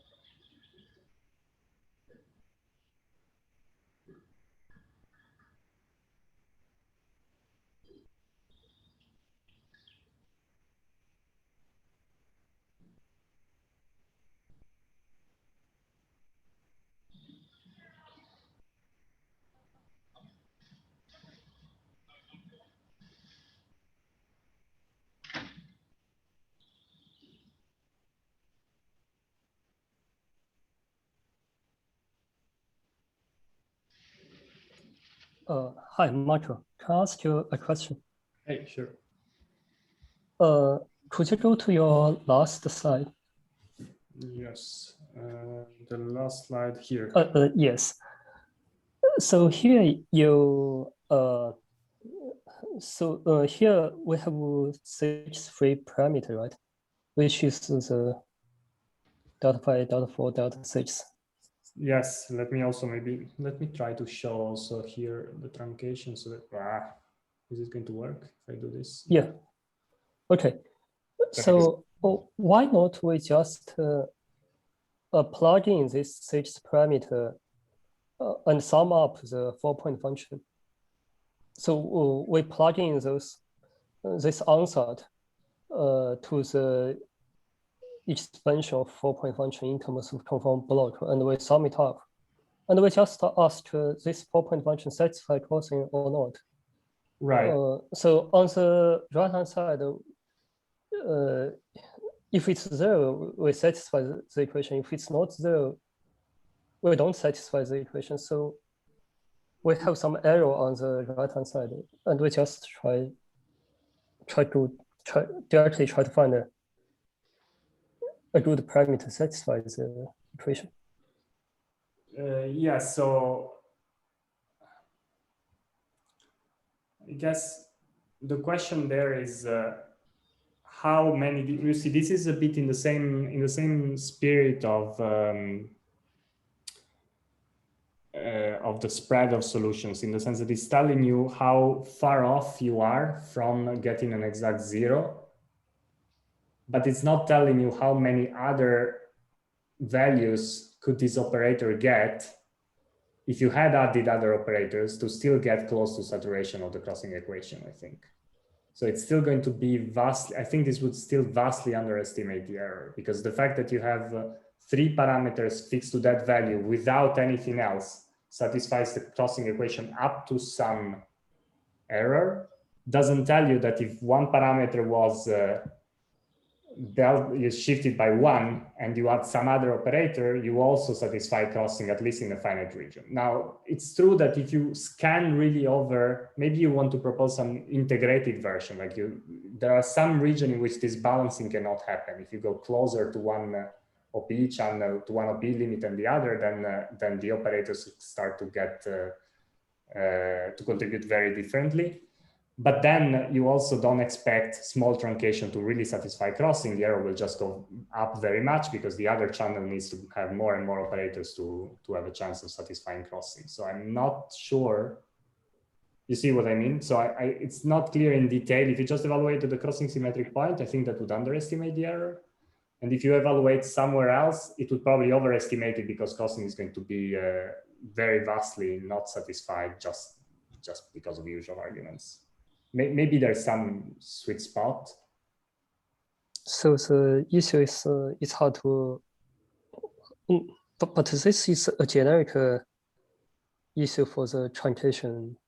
That's actually like I will spend half an hour or more next hour to show you plots in which I mean, I just would like my contribution to this discussion. It's not really something like defending a method of proposing. It's a bit like showing what was my experience with it and what I found in the literature and what kind of issues you face. And I will show you plots in which you choose a truncation, you see how close to 0 you are, and then you change a bit the truncation and you get a very long family of solutions and the drift is big. So it is definitely, I think it's the major issue. It's also what Shai was pointing at, and I think it's the major issue for this problem. There is, yeah. In reflection positive configuration, there was maybe even one from Miguel, which actually I haven't read, which is why I didn't mention, but there are papers now in which some estimate for the contribution of heavy operators, not asymptotically large, right, has been made in terms of the light, not in terms of cross ratio, but in terms of the light operators. So if you have reflection positivity, maybe there's something to be gained from that. You can just estimate the operators bigger than some delta critical in terms of the size of the light part of the conformal 4-point function. So there maybe you could try to use that to set a rigorous error. But since this was sort of aimed at the generic non-positive case, also those estimates do not apply. So yeah. Oh, so which paper is that? There is a paper I saw. Yeah, I actually was a bit ignorant. I didn't see it until I must have written it down somewhere. Jesus, why does it not? Somewhere here. Yes. So this paper by Kraus, Sivaramakrishnan, at least this paper, and in which they use essentially HKS. So they just estimate, they apply crossing to the block, and then they use positivity to turn the estimate of summing over some part of the spectrum from delta critical finite on, turn it into the S channel, and then use crossing to relate it to the light part of the spectrum. Like the idea is like it's a bit like this was the same technique using modular invariance for some this Cardy-like formulas. So crossing relates heavy and light. So if you can estimate, if you can change the light in one channel, the heavy in one channel with the heavy in the other channel, then you can use crossing to bring it as to the light of the original channel. And so you sort of have an estimate of what is the heavy in the original channel in one channel in terms of the light in the same channel. And this applies to finite delta critical. It's not a precise estimate like Tauberian estimates a la Slav and company, because in that case you have really less or equal than some functional cross ratios. In this case, it's less or equal than the correlator with only the first n operators, something like that. Or I mean, more precisely, only the operators with dimension less than delta critical. But it does give a bound. And so then this could conceivably be used in that case. But okay, this for reflection positive OPs. Thanks. Have you tried, Marco, to ever use this method for the 3D easing in the sigma epsilon correlator? I've used it in the 3D easing in the sigma epsilon with boundary. I'm actually going to say one thing about that.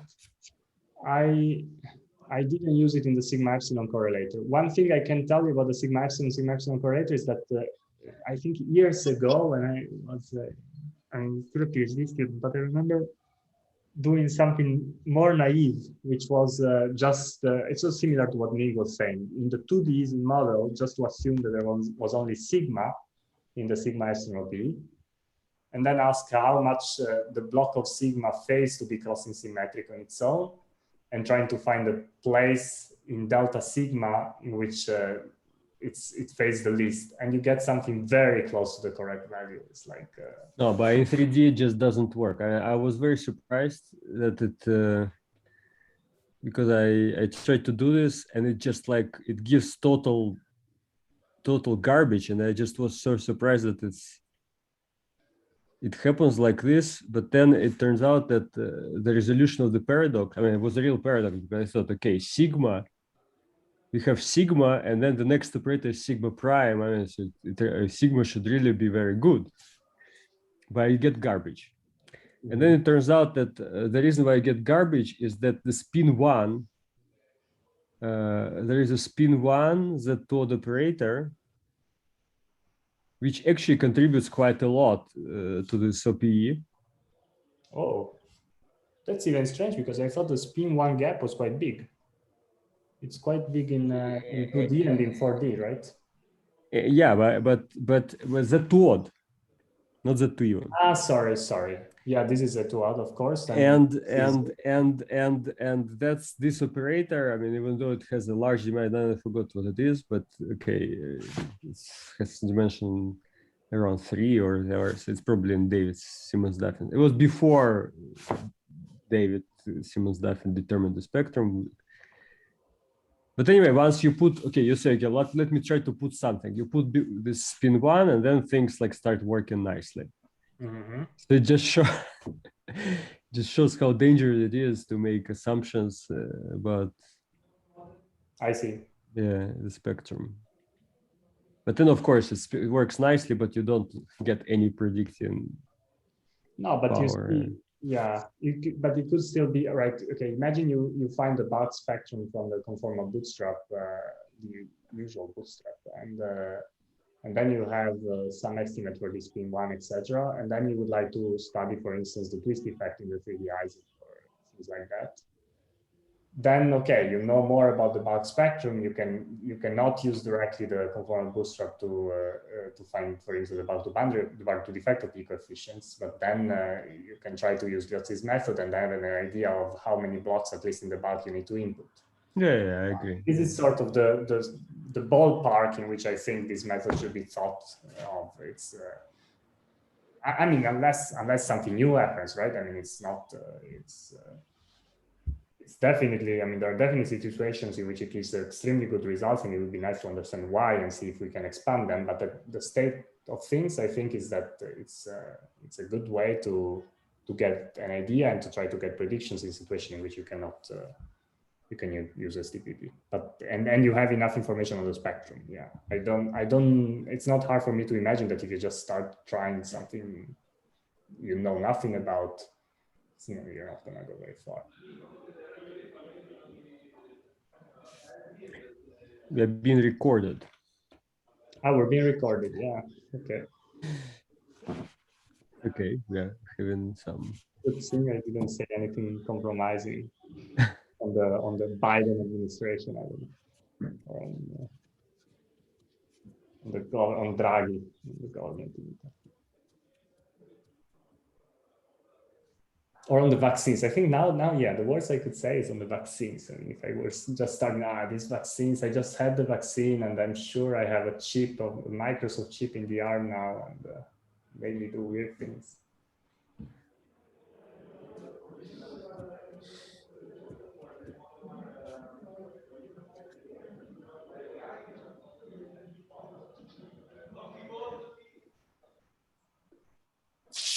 Marco, before we start. Hi, Alexander. How are you? Hey, Marco. I'm good. How are you?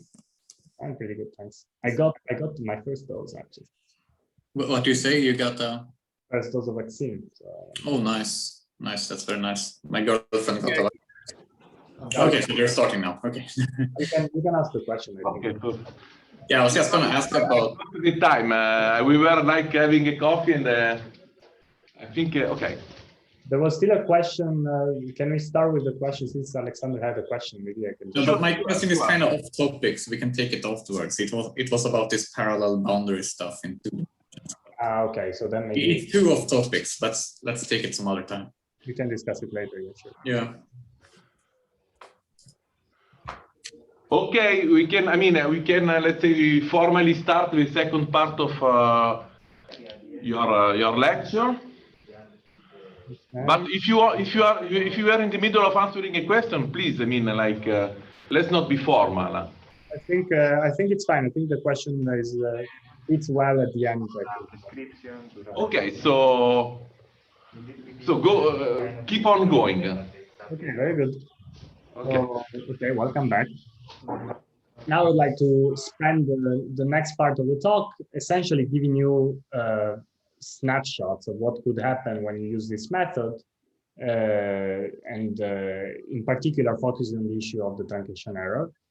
And this is really meant to give you an idea of at least what I went through and what I could find in the literature, possible scenarios, so that you can decide for yourselves or have an idea of where it would be nice to improve. So in the bootstrap, whatever you method you want to use, the error is systematic. You don't have statistical errors. In SDBB, you make a very small error in approximating the block via the row series. But of course, this is just for comparative purposes. This is really tiny. Actually, Min commented on this in his talk. And in principle, it's easy to check. You vary the terms you keep in the expansion, and then you see if the bound moves. And instead, there is no error, at least not anymore, even in STPB, from the large delta asymptotics. I mean, the positivity is just, the function is just checked at every value of the scaling dimension. There is a cutoff in the spin, but you can still, this is also not a barrier because of course you can just take your function and then check for higher spin if it's positive or not, and then include higher and higher spins.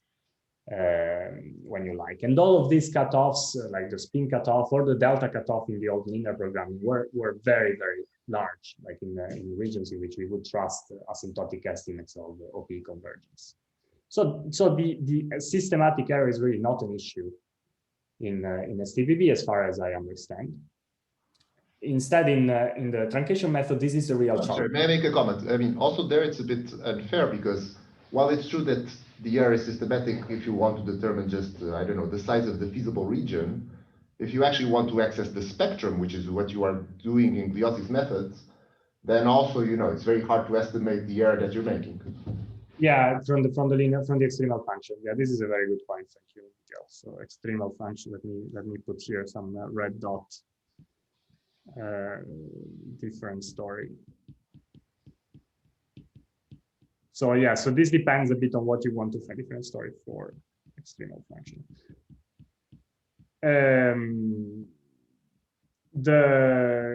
Let me say, oh, my O is very nice. No?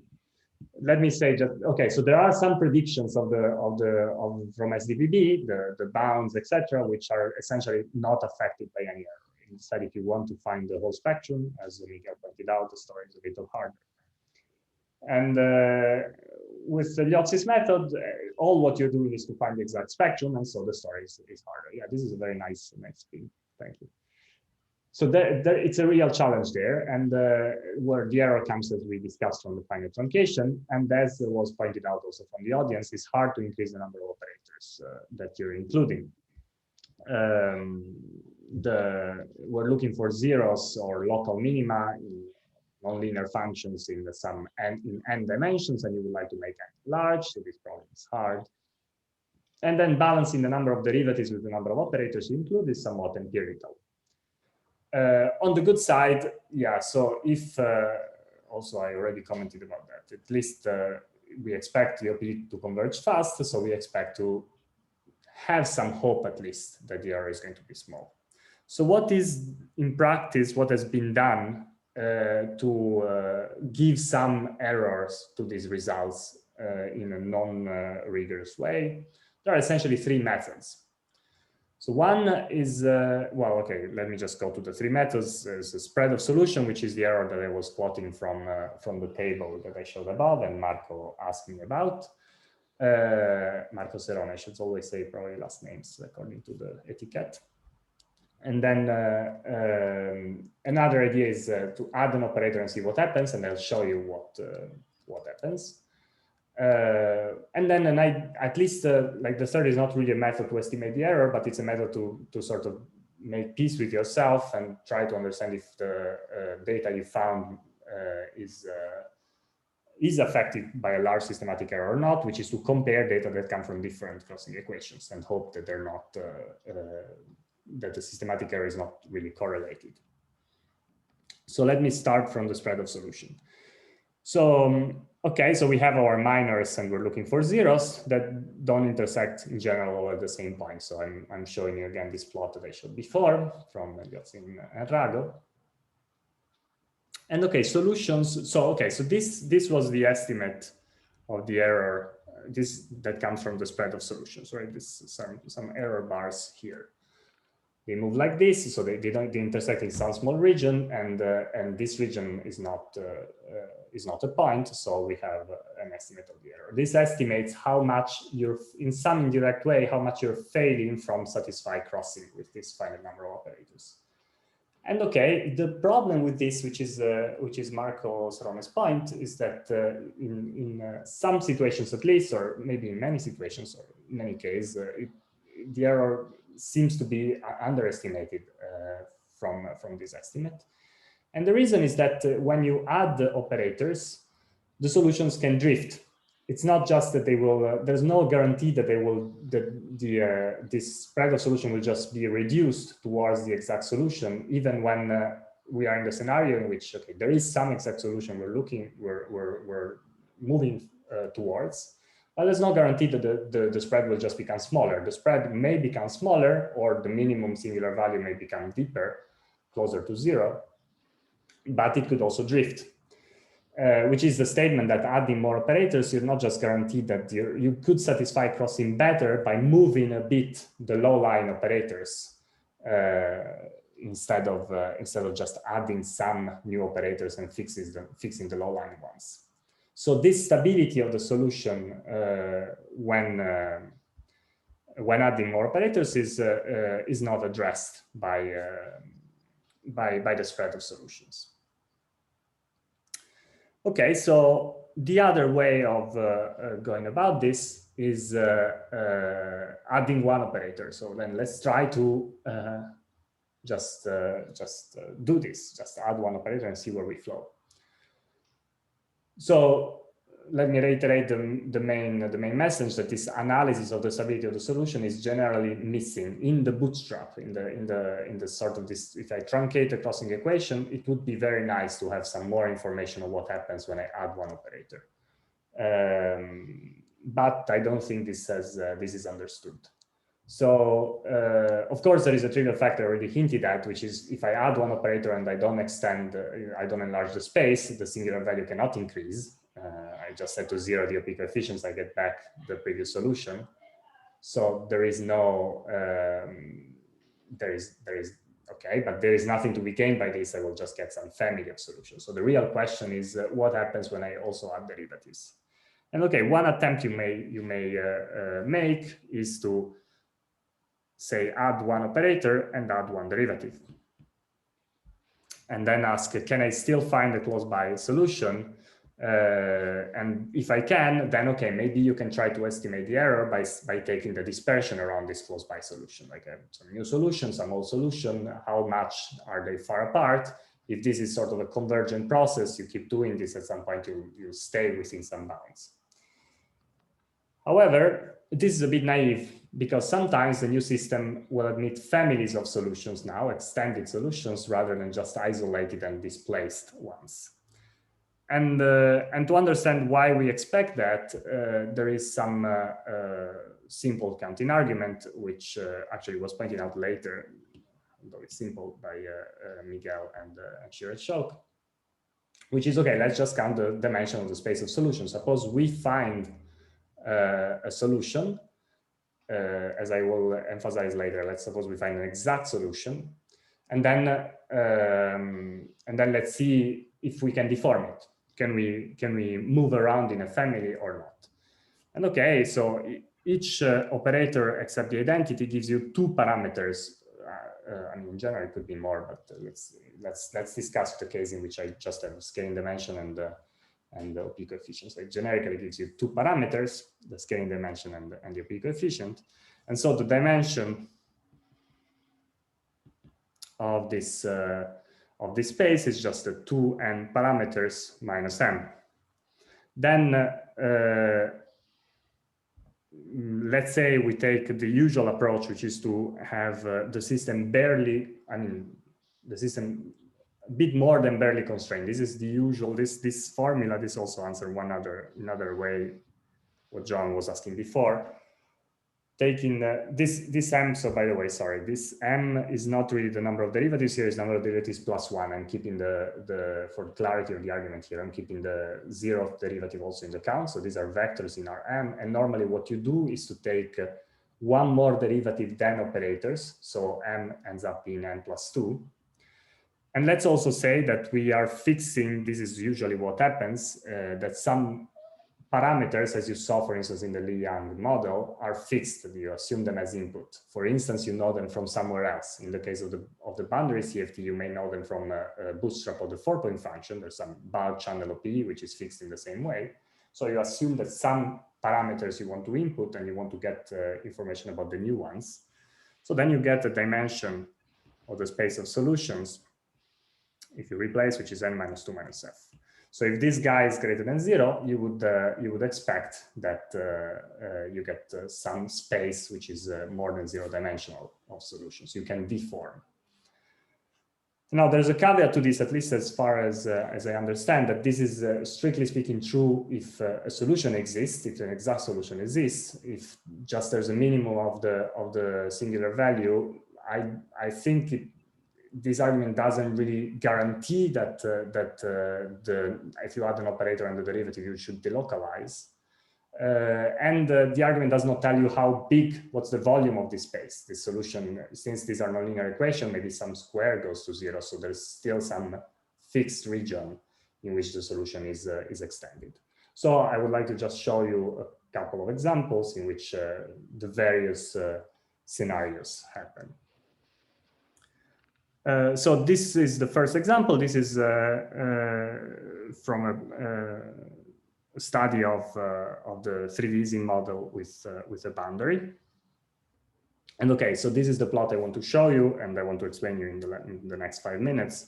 And this family, as I'm going to show later, is a family of solution which is obtained by varying one extra parameter. So now I'm sorry, Mark, I have a question. I missed the point of this previous counting, because you said that previous counting explains how an isolated solution may become a line. Because you're saying if we increase n, but we increase, yeah, so because you get 2n, because that's the point. Okay, sorry, yeah, I was being slow. Thank you. No worries. Yes, okay, so here we have a family, and as the parameter is brought to infinity, actually this family exists all the way to infinity, we accumulate around this point. But let me explain what this correlator is about, also to get a little bit of physics in. So just a boundary conformal field theory reminder or primer. So when I have a boundary and some interesting quantities are what we call the one-point functions of local operators in the presence of the boundary. And if the boundary is conformal, so only scalar operators, so only scalars, you get the one-point function in any dimensions. And so when we consider the same correlation function that I was discussing at the beginning, so the 2-point function, now I'm not writing that there's a boundary, there is a boundary, so it's understood. The 2-point function with a boundary has a cross relation that's the two channels that I already discussed. There is some bulk channel and the boundary channel. So in the bulk channel, we bring the two operators close together. We replace these two operators by a sum over the local operators appearing in their fusion rule. And then only the scalars will get a one-point function, so will contribute to the crossing equation. So in this case, we are going to label the truncation by the number of operators in the bulk channel rather than by their number and the spin, because the spin doesn't play any role. And in the boundary channel, we take each operator separately to the boundary, and we have defect operators. So now what is in the 3D model, what did we do? Well, we used as input two of these operators, because at the time they were known already quite well from essentially FTPD. Maybe at the time was still linear functional and the extremal functional. But so they were known to quite a larger precision than what we were hoping to achieve. And then on the boundary channel, we're considering a specific. So here, the operators appearing on this channel are going to tell you what kind of boundary condition you put for your theory. And in particular, here you see that I chose the identity to be there. What this means is that the one-point function of the spin field is different from 0. Because if I take just, if I bracket this equation, one-point functions of boundary operators are just 0, like in any conformal field theory. And so the only one that appears is the identity. And this is said to be extraordinary. I don't know if it was because people were surprised when they found that this was possible, but in any case, it's called the extraordinary transition, which is the Z2 breaking transition of the Ising model. And then there are, I don't know why it's doing this. And then there are two other operators, which are the displacement operator. This guy, I don't want to enter in too much detail. I will say tiny bit more later, but it's protected. So we know the dimension of this guy, it's 3. And then we have our +1. So this guy is the operator we're going to try to add to move from to move 1 up in the number of operators. So now I can show you again this plot, and essentially this is a plot in the 2-dimension, in the plane of the bulk operators whose dimensions was not fixed, was not used as input, as a function of the dimension of this defect operator. And this plot extends in some region. So there is some finite large region, much larger than. So if you look at this single of this each single point here, single bunch of points, these are the various minors. At the point we were using minors, these are the various zeros of the minors. So the spread of the solutions, if you were to fix this operator to any given value, would be given by this cloud. And then the additional error bars here come from the fact that the input parameters above, this input here, had some error. So if you start from various points in the range, in the possible range, you will get slightly different zeros. And so you see that the region which is covered here is much smaller than the drift of the solution, which is what goes some way into explaining that mismatch that Marco Serone was pointing out between the error due to the spread and the actual difference from the exact value. And so a few comments about this is that as delta goes to infinity, we recover the previous solution, the solution in which we don't have this operator in. And this is physically expected, although it's not obvious mathematically. So this is something that goes back to my original comment about bad and good in the case of the bounds. The asymptotics of the block is such that in this case you go back to the previous solution. If you just were going to take, let me just emphasize it, if you just take a 1-parameter family and you take it to infinity in just some generic matrix, it's not that when this parameter goes to infinity, you get back the previous singular value or the previous eigenvalue. So this is something special about the crossing equation. Sorry, Marco, I missed what is meant. What is the previous solution? It's where. Yeah, sorry. I also realized that probably I didn't explain this properly. Thank you for stopping me here. So this is our +1. This is what I meant. So you can find this. I don't know. Did I put the counting below? Because I put it probably in the next example. Sorry. So I didn't do the counting explicitly, but if consider not inputting this third defect operator in your truncation. So you now have a truncation with two boundary operators and 4 bulk operators above the identity. And then you do the counting that I showed before. Well, this counting will give you 0. So you'll say that if you find a solution, that's going to be isolated. And you do find the solution, meaning a place where the minors approximately intersect. And now from this, you will extract some scaling dimension of the 2 operators here. Now, when you add the new operator and 1 more derivative, you get to 1 from the counting, and indeed you find this long family. When the dimension of this additional operator is brought to infinity, this point here where they accumulate is the value of the dimensions that you found without this operator inserted. Is this? I hope this is clear now. Yeah. So this is. But now that you explained that you will.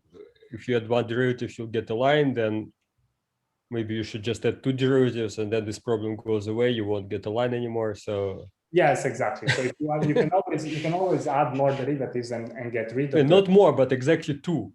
You said you have to add exactly 2 derivatives per operator. Yes. So this is something you can do. You will, but the problem in doing that is that you're not guaranteed that you will have a single, right? This argument doesn't tell you that you have an isolated solution when you have this dimension space equals 0. This argument tells you if you have an exact solution, is it part of a family or not? But for example, here you found the one parameter family where a single derivative is 0. Now the question is, let's add a second derivative. Yeah, so is it? So does it vanish anywhere within this one parameter family? Yeah, so this I don't know, because at the time we didn't do it. Yes. Okay. Sometimes, yeah, the solution disappears. This is the problem. Yeah, so this is If you just try to add two derivatives, then you might lose everything. It's not obvious, right? We know that this is a theory, it's a thing, so there is a solution to crossing, but this balancing, this is something I commented about before, right? This balance is a bit empirical. If you increase too much, you might just say, okay, I need to add one more operator to get back my truncated solution. It may be a little better with singular value, because there you're looking for minima, so you might expect a bit more stability. What does it mean that the solution disappeared? It means that the minimum goes up, but maybe it doesn't just disappear completely. And then it's possible that it will lie in this region. Yeah, so this, as I was saying, is not rigorous. It's just a way to say just the spread of solution is not enough. The solution can drift. This is one way in which it could drift. But I'm going to show you in a moment that there's also something bad can happen here. So in this case, we were lucky that the family gave us a region which is reasonable. It does not extend a lot in the direction of delta 3 and delta 4, but it might, as I'm going to show in a second. So yeah, so this was my second comment here, that if you look at what is at the units here, you'll see that they're pretty different. So actually this is the plot taken from the paper, but what we should have done is to plot it with aspect ratios 1, and then you would get something like this. And this is something you would like in, this is something I consider a good sign in this families of solutions. You would like them to affect less the low-lying data and more the higher data. So this will be a reflection of the convergence of the OP. The higher data is somewhat decoupled. It doesn't affect too much the low-lying scaling dimension. And now, okay, if you use the drift as an error, you get this estimate here for these two operators. And now, at the time we couldn't, but now you can compare with the result of STBB, extremal functional, and the Lycon expansion from the paper by David. And okay, I reported here the estimate for the second operator, which is what David reports is one of the stable operators. And actually, there are two of them. One is at 6.9 and the other is at 7.2. So you see that what is happening here is that either one operator is missed in any case, or they're clamped up together. I don't know which one of the two I should interpret, but this is to give you an idea of what's the situation in that case. And okay, the main point to drive home here is that the spread of solution would have been completely inadequate if we had just kept the solution before without adding a new operator, and just we would have gotten this point here with some estimate with some tiny error bar, which just doesn't reproduce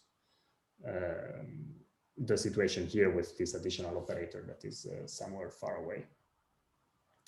Okay, so I would like to show you a couple more plots from something that we started to do in the last couple of weeks. So this is not by any chance near completion, but it's just in the spirit of showing you what can happen.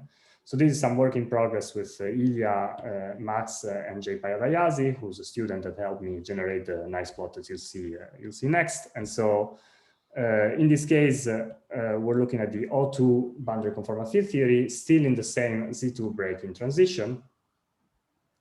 And we're looking at a version of the two-point function in which we sum over the O2 spin over the internal index, so that we only keep singlets in the bound channel. Now, again, what are we doing? So depending on the plot I'll show you in a second, we're using as input, again, two scaling dimensions, or the second one we're going to put in the unknown. So this will depend on the truncation in the bulk channel. While in the boundary channel, we're going to again have the Z2 breaking transition. We're going to have now two protected operators. This guy has dimension 2 and this guy has dimension 3. Again, I mean, okay, if you're interested at why they're protected, it's nice to see and it's a nice story, but unless somebody asks, I will just move ahead. So, okay, how do I label the truncation? I will label the truncation by the number of bulk operators and the number of boundary operators. So here we have 7 operators in the crossing equation. And now let's do that counting that I didn't do before. So in this case, the dimension of the space of solution, if it exists, would be 7, which is the number of operators. Then we have the -2 and the number of fixed data, which is 5 because we have the 3-dimension on the boundary, and we have 2 bulk operators in this case. So we get that we would expect something isolated. And if you look at the plot in which we're varying the heaviest dimension in the bulk channel, and we're looking at the singular value, the minimum singular value here, this is the minimum singular value, as a function of the other unknown. This is what in this business, in the business of the singular values, an isolated solution tends to look like. So it's some minimum, so this is the log, right? So this goes down, it dips quite a lot between the edges and the bottom. It's a dip in the singular value that is isolated. And now the question of what is the error on the solution if you take this value is similar to the question of the spread of solution before. You're going to have to establish some tolerance for which you say the minimum is there, and then say, okay, I'm going to take this as the error of this truncation. But this is again not addressing the stability of the solution. And now, this is a bit different from what happened before. If we leave, I don't have a plot for this, unfortunately, but if you just look at you let Mathematica run, you try to find the minima. If we leave the operator before this epsilon2 unfixed, in this case, although the counting of dimension would give 1, we don't find an extended family. And one possible reason is that this extended family is just short. So there is in principle, but it's small and it looks like something quite isolated. Or since this is not an exact solution, the minimum is not really 0, we should not really use that counting. So this is again one of the places where I want to show you like the possible scenarios. On the other hand, if you instead increase by 1 the bulk number of operators, and I have 5 and 3, and the counting of dimension gives me back 1, well, in this case, I do get a family. So this is the plot of the family. So this changes quite dramatically from the plot I showed you before. So this is to say that, okay, you do see what's going on. So this is the minimum value as a function, again, of the largest scaling dimension. And then plotting something, so this direction here is along the minimum.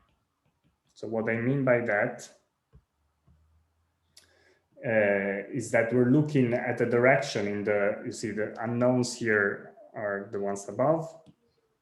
Delta 5 I'm using to dial, so I'm moving delta 5, and then plotting in a specific combination of delta 3 and delta 4, which is orthogonal to the direction of the minimum. So we're running on the bottom of the valley, and we're seeing really how steep is the minimum here. And you see that it's pretty constant in a long region. So again, as we sent the operator to infinity, we recover the previous solution, the solution without the bulk operator, which is reassuring.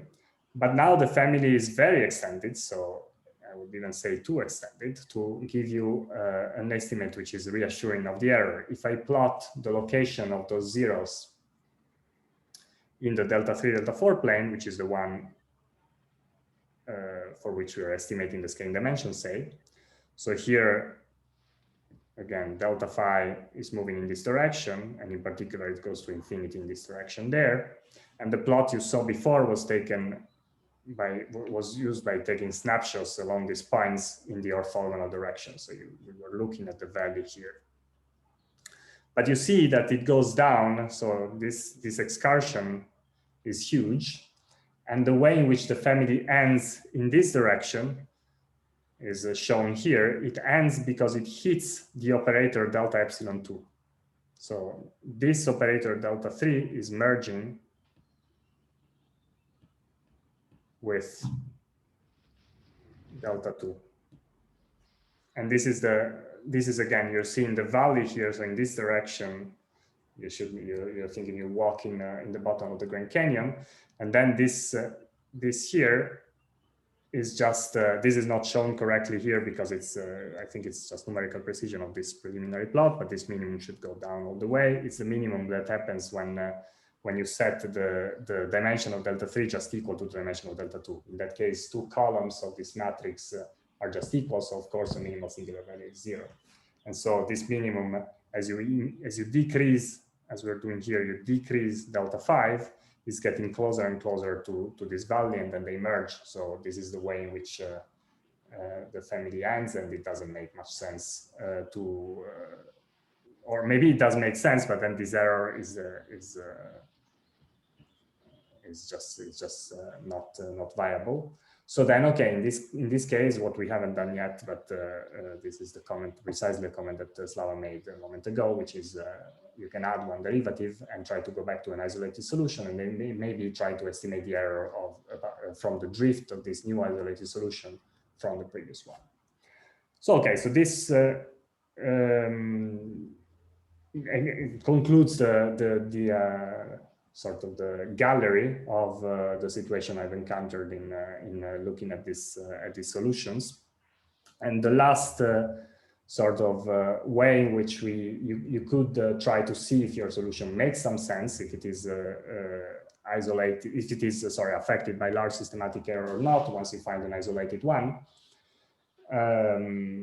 is to try to look for other places where the same data appear, and then compare the independent estimates. And to show you one example of this, this happens again in the 3D easing model in the same setup as before. And the reason why it happens is that we consider, besides the sigma-sigma correlator, which is the one I showed, we also consider the sigma-epsilon correlator. And the sigma-epsilon correlator also contains in the boundary channel the same 2 operators, the identity and the displacement, this protected operator. So if you look at the OPE coefficients associated to these operators, you'll find that the identity, okay, its OPE coefficient is the 1-point function of the operators involved. In this case, it would be A sigma square. In this case, it's the product. You're disconnected the 2 operators, remember this picture. And you get just the product of the 1-point functions. And then there's some OPE coefficient associated to the 2-point function of the bulk operator, say sigma, with the boundary operator, which is fixed by conformal invariance up to a number with a boundary. And now there is a word identity that relates a combination of this data, in particular the 1-point function and the 2-point function with the displacement, in such a way that this ratio is independent of the operator chosen. So in particular, this guy, which is normally called CD, and okay, I will not explain here. I can explain, but okay, it's just some number. This number is a property of the boundary condition. It's not dependent on the operator O that you put here. So since here we had 2 crossing equations, which gave us access to these 3 pieces of data, we can take the linear combinations and estimate CD in 2 different ways, which are in principle independent because the systematic errors made in the 2 places are in principle different. And okay, what you find here is that there was quite a good agreement between these two figures. One of them was much less precise than the other. Again, in this case, the error is taken from the one parameter family. This is the first case I showed when the one parameter family gave a decent estimate for the low lying OPD data. And we did find that the two estimates agree. So this is, at least for this observable, we found it to be an encouraging piece of evidence that this estimate is probably close to the correct one. Okay, so there's a side comment that actually I made in the break because somebody asked, but let me make it again, that if you, this is something I didn't explore at all. I actually became aware of this very recently, but the situation about the estimate of the error might be, it might be possible to improve it more because in unitary theories, so you can apply Gliozzi's method, of course, to unitary theories. It's not restricted to cases without positivity. And there, when there is positivity, there are some non-asymptotic estimates of the contribution of heavy operators to the OP, which are now available, that come from something in the spirit of modular invariance, essentially estimating a block with its cross-channel counterpart, and using crossing to relate light to heavy contributions. So this estimates just a part of the 4-point function from the heavy operators in terms of the 4-point function from light operators. And this is not explored at all, I think, like its effect on Gliozzi's method, but I think it would be worth it because it could, since this is a non-asymptotic estimate, it could be used at finite to get rigorously what is the kind of missing piece from the crossing equation when the truncation is severe. Okay, so this concludes the run on Gliozzi's method.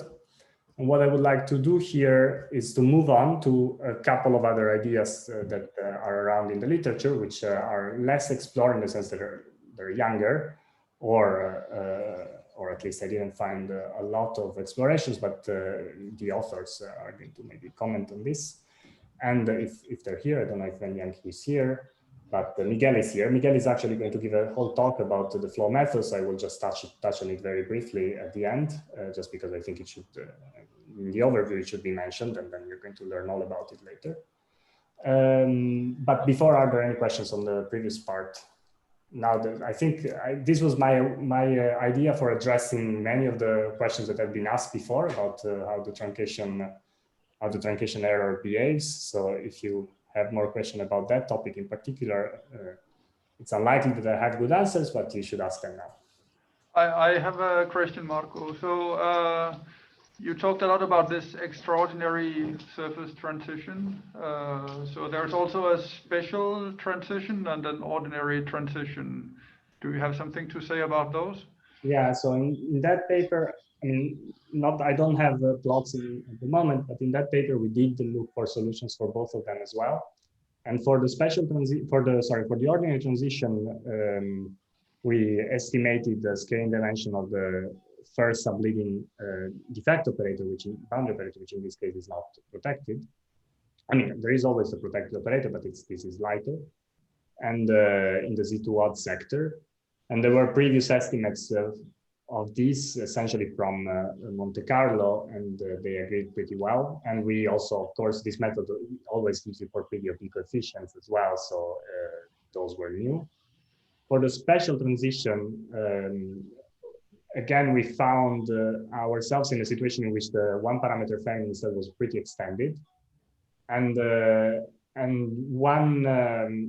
so there was no, say, strict estimate in that sense. But I have to mention that there is something else in the special transition which is worth mentioning, which is that it's true as well in the extraordinary transition. There is a conjecture around in the literature since forever, which is that actually the 1-point functions of bulk operators, which is what appears in this channel, which is non-positive, the one in which I was cutting in the wrong direction at the beginning, while in those two transitions, they are believed to be positive, although there is no reason from unitarity for them to be. and there is no proof that this is correct. They're just positive. They just have been checked to be positive in 2D and in 4D.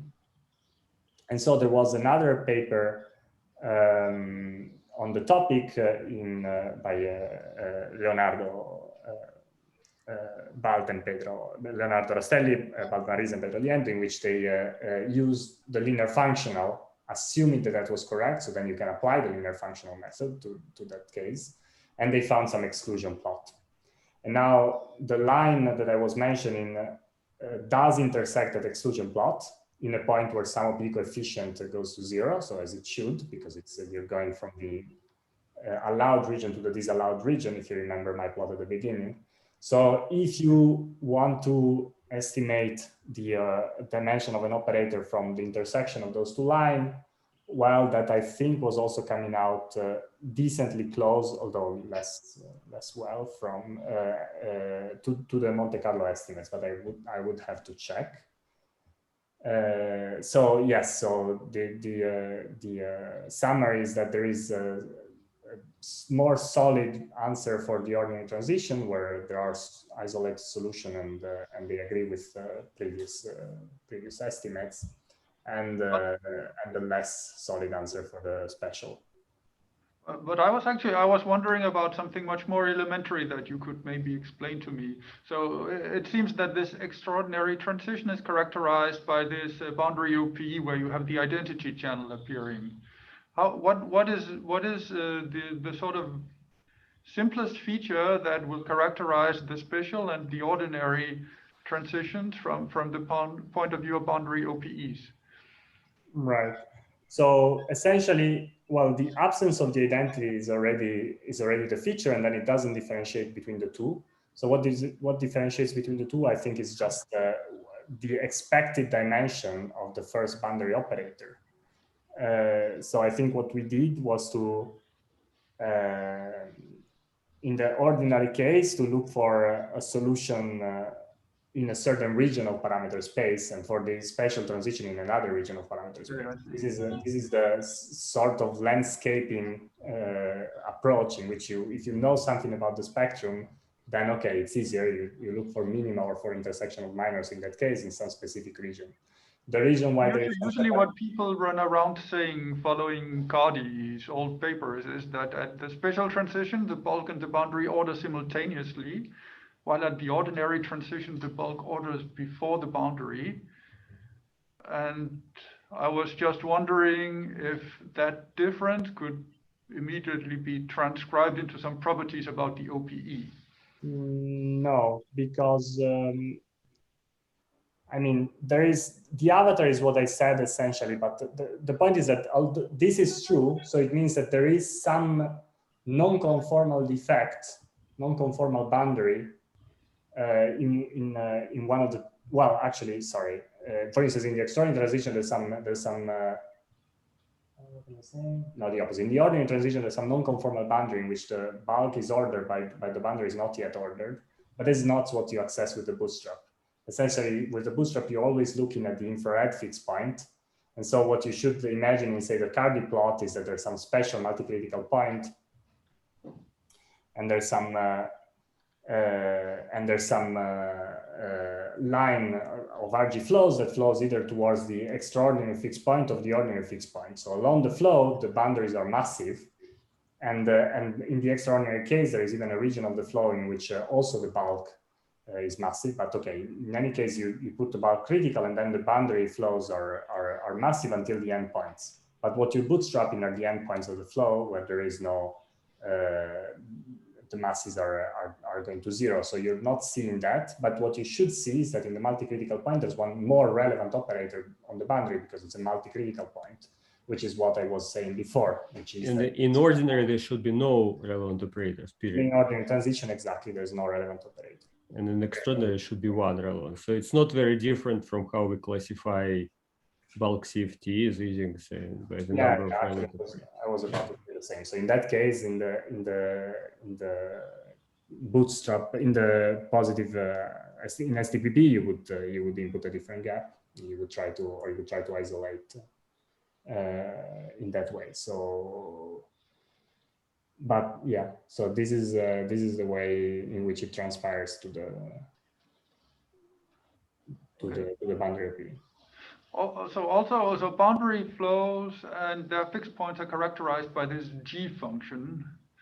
So boundary entropy, is that something that can be accessed at all using conformal bootstrap? In 2D, yes. So here you're talking specifically about in 2D. This is one special coefficient. Now I'm thinking a little. Well, actually, I'm not even. I mean, I'm used to thinking about it in 2 dimensions. I'm not so sure if it's really well defined in 3 dimensions.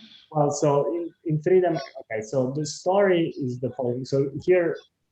Yeah, so what you're looking for in that case, I mean, this takes us a little bit further away, but okay, let me try to answer quickly. So in that, what you're doing in that case is to look for Weil anomalies. This is sort of the game that you're playing. So which ones are present strongly depends on the dimensions you're in and the dimension of your boundary.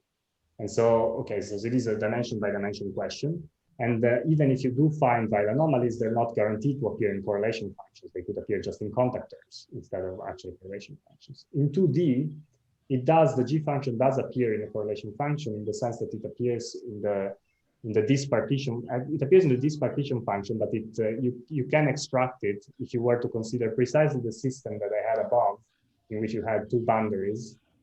In 2D, 2 boundaries is just the same as the annulus. And in the annulus, there is some limit in which one boundary becomes small, and you get the dispartition function, which is the G function. So in that context, you could access the G function. This is part of work which is just barely starting, actually, in which we'll try to use the full system in 2D, where we do understand a bit better also the diffusion channel to extract information. And so, yeah, so there is a question, for instance, if there is any bound of the G function from the point of view of the C function, these kind of things, but they're not known, or I think they haven't been addressed in the literature yet. So the answer is yes in 2D. In higher D, this anomalies, it depends. So the coefficient of the displacement, this CD here, actually is an anomaly. So in that case, that's one thing that you can access. But the boundary entropy, in terms of intended as the partition function, the boundary contribution to the partition function, that's just a non-local quantity, which I don't think will appear in the product. Okay, thank you. Thanks. Okay. So okay, now let me get to this additional ideas. So this I'm calling error minimization. Again, I chose the name. I'm not sure if that's the name that Weliang would use or used, but in any case, this is similar in spirit to Gliozzi's method. So this is why I'm including it here. So it's still a truncation. It's a different procedure in practice, and you can ask if it's equivalent to the one of Gliozzi. And I think it's actually not always equivalent, although I'm not sure. I will show an example later. I'm not sure what the situation is in the actual bootstrap scenario. It gives an estimate of the error, but besides the name error minimization, I think it also does not address the stability under addition operators, at least not automatically. So what is the idea? The idea is to, again, truncate to a finitely many operators and just minimize the right-hand side of the crossing equation. This is in the spirit, actually, of a question that Ning asked in the break. So you just have some vector here. This is the left-hand side of the crossing equation. I brought the target on the left-hand side. This would be 0 if crossing was satisfied exactly. So we can just minimize the norm of this guy and extract the OP coefficients and the scale dimension. So the error estimate on the parameters, the way it was proposed, is to fix all the parameters except one. So you say we're computing, we would like to compute the error on some OP coefficient. We're going to fix all the other OP data that enter the crossing equation to their value from the minimization and leave this one free, and then solve all the equations, all the linear equations in this system with this parameter free. So we get, again, a dispersion of results, and then we're going to estimate the error from the dispersion of these results. So I think this is conceptually similar to the spread of solutions in the determinant method. I don't know if Ben Yang now or later wants to comment about this. My feeling is again that it's not necessarily addressing what is the effect of adding operators and how the solution can drift. That said, there is, I mean, this is a proposal that is very reasonable on the same ground of Gliozzi's one, and okay, one thing that is pointed out in the paper is that increasing the number of derivatives is pretty easy here. So you just increase the number of derivatives and keep minimizing. So if you don't move the operators, that's the same number of parameters. If you don't add operators. And okay, what was pointed out is that just increasing this number of derivatives gives increasingly better approximations in the examples that were considered. I would like to comment that this is also possible with the singular value, just increase the derivatives and see how the minimum behaves. But again, it's not guaranteed that this minimum will disappear. And I don't know. Actually, this would be very good if anyone would like to comment maybe later. I am not sure if there is a deep understanding of why increasing the derivatives at fixed number of operators gives increasingly better approximations to the exact result in the examples we considered in the paper. With the minors, this is instead not possible. If you just increase the derivatives, you may just have the zeros that cross very far apart. And so although maybe there is a minimum in the singular value, you may rapidly lose the site of the solution. So the main difference between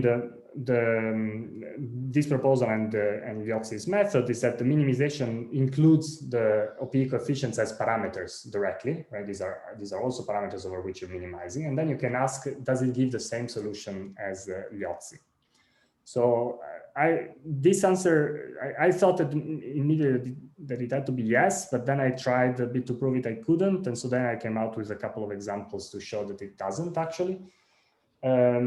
There is, if I show you the examples, though, I need to make a choice because if I show you the examples, I will not have time to describe the flow method. On the other hand, that's probably okay because Miguel is going to describe it in great detail. So this would be my choice, unless Miguel really objects that he wants to be introduced. But I hope, okay. Okay, then I will just give you two examples here to show the difference between this method and Gliozzi's method in some case, and you can tell me if you believe that these are two special cases. It's sort of a proof of principle, and I'll conclude. So let me give you one example in which the two things are the same. So let's just look at finite dimensional problems to just get an idea. So what I came up with is that, okay, we take just our target to be the unit vector in some direction. So it's going to be the y direction in the plot below. And then the scaling dimension, and then some additional vector, some operator, or if you want the sum over operators in which you have already fixed all the OP coefficients except for one scaling dimension and one OP coefficient.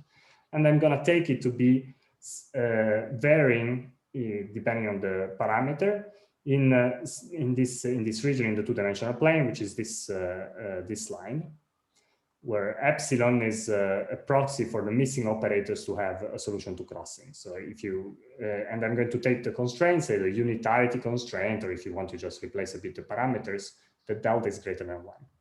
So what happens here? We have a line, and we have our operator that varies depending on our parameter on this half line. When epsilon goes to 0, this line is shifting to the left, and I get this point here coinciding with t, and I have the solution to crossing, meaning that the two vectors become parallel when I pick the new vector to just lie exactly at the unitarity bound, and I can sum them up to give 0. So in that case, I have a solution to crossing, a unique solution, which is delta equal 1 and p delta equal 1. But in general, if I have missing operators, the solution is not exact. I cannot just sum up this vector and this vector with any OP coefficients and get 0.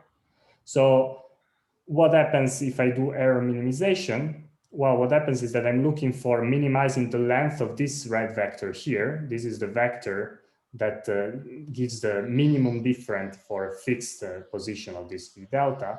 between v delta times an OP coefficient and the targets of this vector here. So this vector at fixed delta is minimized by this line. This is obvious because there is a straight angle here. So then I want to vary the position of the arrow here on this line so that I minimize this point. And of course, what I have to do is to bring this line as close as possible to t. So I'm going to end up here at delta equal 1. And that's the same thing that I would do with Gliozzi's method, in which I would like to minimize the singular value, which in this case is just a projection. There's just one direction, so it's just a projection of this vector on this line. I want to minimize it. I also end up here.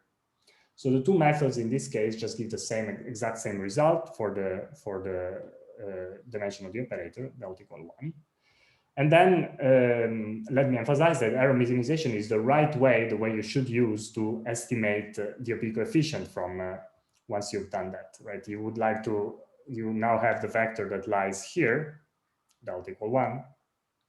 And how do we estimate the OP coefficient? Well, it's the OP coefficient that makes crossing closest to be satisfied. So that's just the right thing to do. And let me show now the other example, which is instead somewhat more special.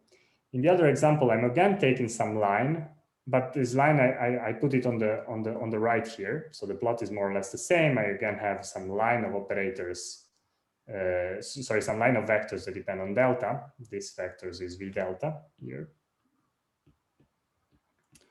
and the target. And when epsilon equal to 0, I chose the. It's not so important, but I mean, actually, there's one important point, which is that I chose this epsilon so that when epsilon goes to 0, this whole line becomes parallel here. So this line here becomes vertical.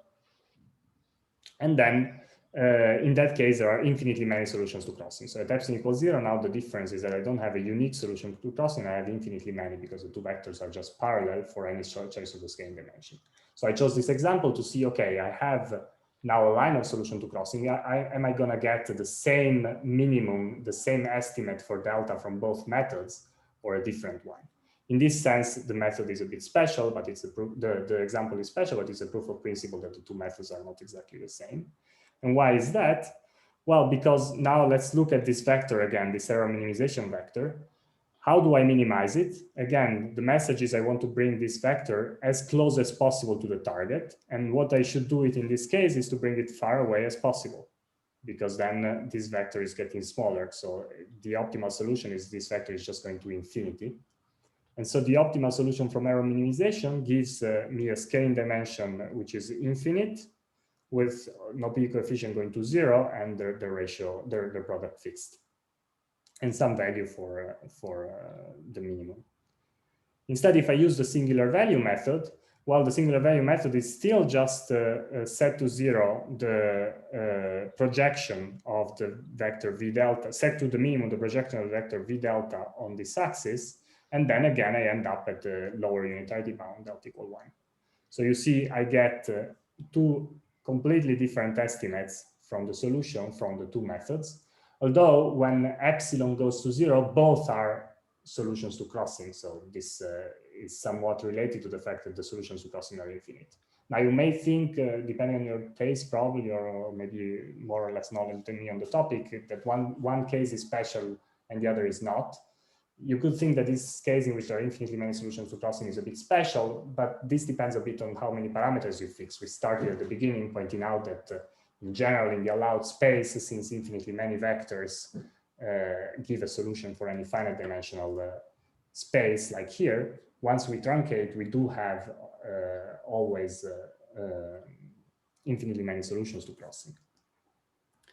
On the other hand, if we truncate in the way Gliozzi does, the solution is usually none, like in the case epsilon greater than 0. So I'm not sure what is special, but just I wanted to point out that different methods which are looking at the same truncation, once a solution does not exist exactly, they could give very different results. And so the lesson here is that the way these methods work seem to depend quite a bit on the detailed structure of the conformal blocks. which is something that is not, okay, has been addressed by Nando in this paper and actually by Slava in various of the comments he's made today. But I think there's this is one point in which it would be nice to hammer if we want to make progress with this method, understand exactly in the structure of the conformal blocks what makes it work and what makes it work in a specific way. Marco, in this method, doesn't it also depend on the norm that you choose? The result, okay, yeah, here I just chose the simplest Euclidean norm. It would depend, I think, because... But you want the basis of functionals that you choose. Sorry, the basis... sorry, can you say again? Yeah, the norm or the basis of functionals that you choose, how you choose to normalize them and so on. I think I didn't hear well. I would choose to normalize what? If you use the basis of derivatives, then typically it's the last component that will have the largest error, the largest absolute error. Mm-hmm. So aren't you, I'm a bit puzzled by the statement that you can just keep adding constraints and the solution gets better and better. Does this mean? Yeah, yes. I mean, this is an right. I see what you're saying. It's the last equations that will dominate the error. This is what I'm saying. Yeah, so this was also my expectation, but I think at least in the examples that Wenyan considered, the error was, I mean, I think the point is sort of you're minimizing the same parameters. No, yeah, actually, I mean, this was also my expectation. I'm not sure why. I mean, it's not what he's stating is not that the error is becoming better, but the minimum. Right. I think this I probably maybe I was not super clear. It's not that I don't think he's claiming. I don't think the claim is that the approximation to the exact solution gets better, meaning that the norm of this vector E gets shorter.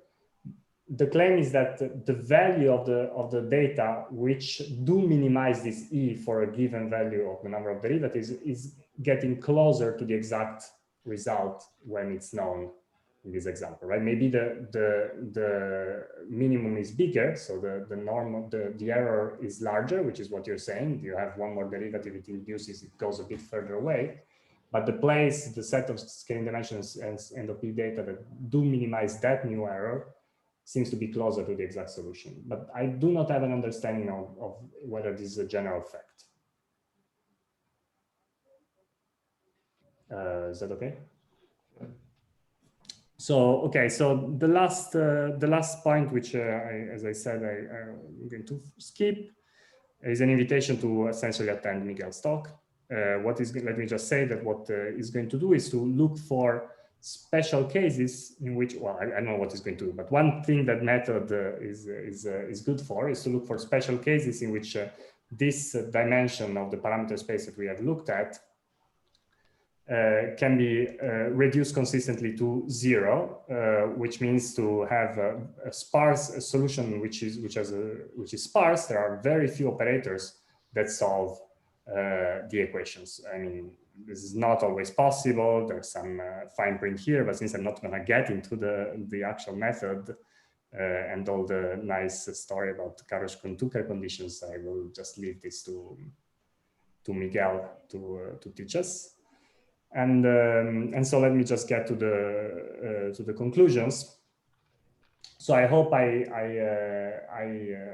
convinced you, if you weren't already, that bootstrapping non-positive correlators is conceptually more challenging. Gliozzi's method actually goes a long way according to what I've seen, what I think, because there's some, often what happens is that severe truncations, as they've been defined, give impressive results for how severe they are. But these results vary from case to case. There are also cases in which the result is poorer. And this ties into the main point that I wanted to review and raise, which is that there is still no bulletproof way of estimating the systematic error, which is something that I think it would be very, very welcome in this business. And the general feeling is that the method is a bit underexplored. For instance, there is something to study from, something to learn from studying closely derivative of the blocks, like really the structure, as Nando did in this paper, in which I showed that some truncations were actually exact. Derivatives are not the only way to truncate, which is something that someone brought up as a question, and whatever other ideas you guys are willing to put forward in coming discussions. So for the moment, thank you. Thanks a lot, Marco. So we have some time for questions, please.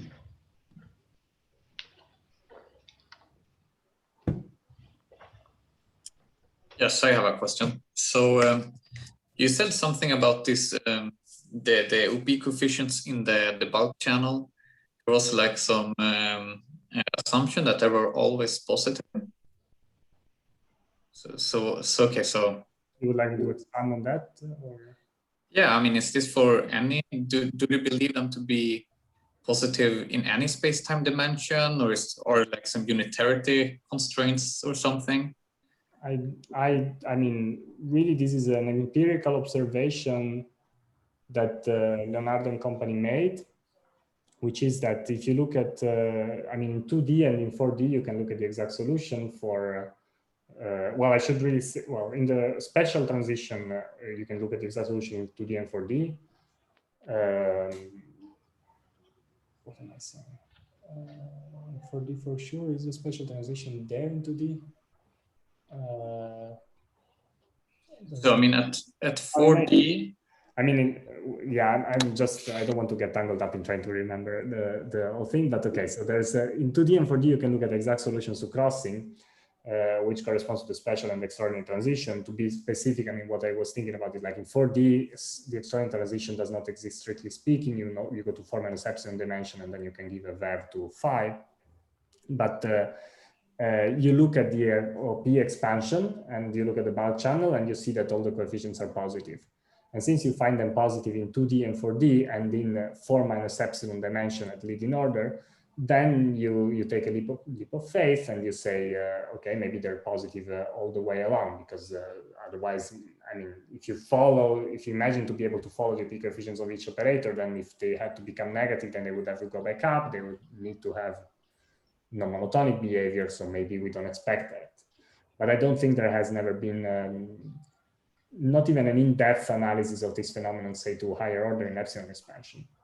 Of course, it would be good to have it, because these are not just like obscure boundary conditions. These are boundary conditions for the most famous conformal theories at all. So it's, and maybe, and also you would like to know if that's correct for other models that allow for instance, extraordinary transitions in 2D. Again, you have the extraordinary transition in 2D is extremely simple to build for all the minimal models, for instance. Right. If that was possible, if that was true, then you would be able to use STPB for this kind of problems as well. Yeah, I just wanted to say that in 4 dimensions, I mean, I know that this is true up to order epsilon square for sure, because I calculated this and they're all positive. However, in 6 dimensions, then you have some non-unitary theory, like a phi cube coupling. And then when I did epsilon expansion, I found them to not be always positive. So maybe there's some unitarity constraints here as well. I don't know. I mean, there is in principle, yeah, now and this is interesting. So it's true that so these coefficients would appear in the off-diagonal terms for the big system that I was sketching at the beginning, where you have 2 boundaries, two defects there. So if you were able to build,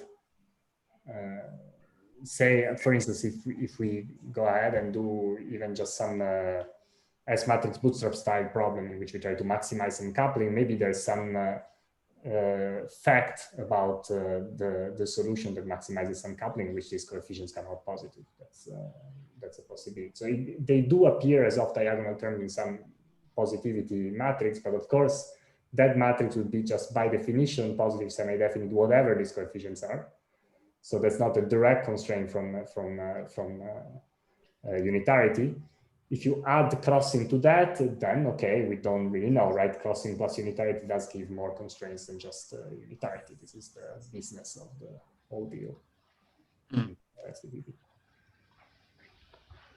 All right. Yeah, thanks. Other questions or comments? Well, I would like to repeat my suggestions, if it's not on your finite list of bulletproofs, at least not explicitly, is that this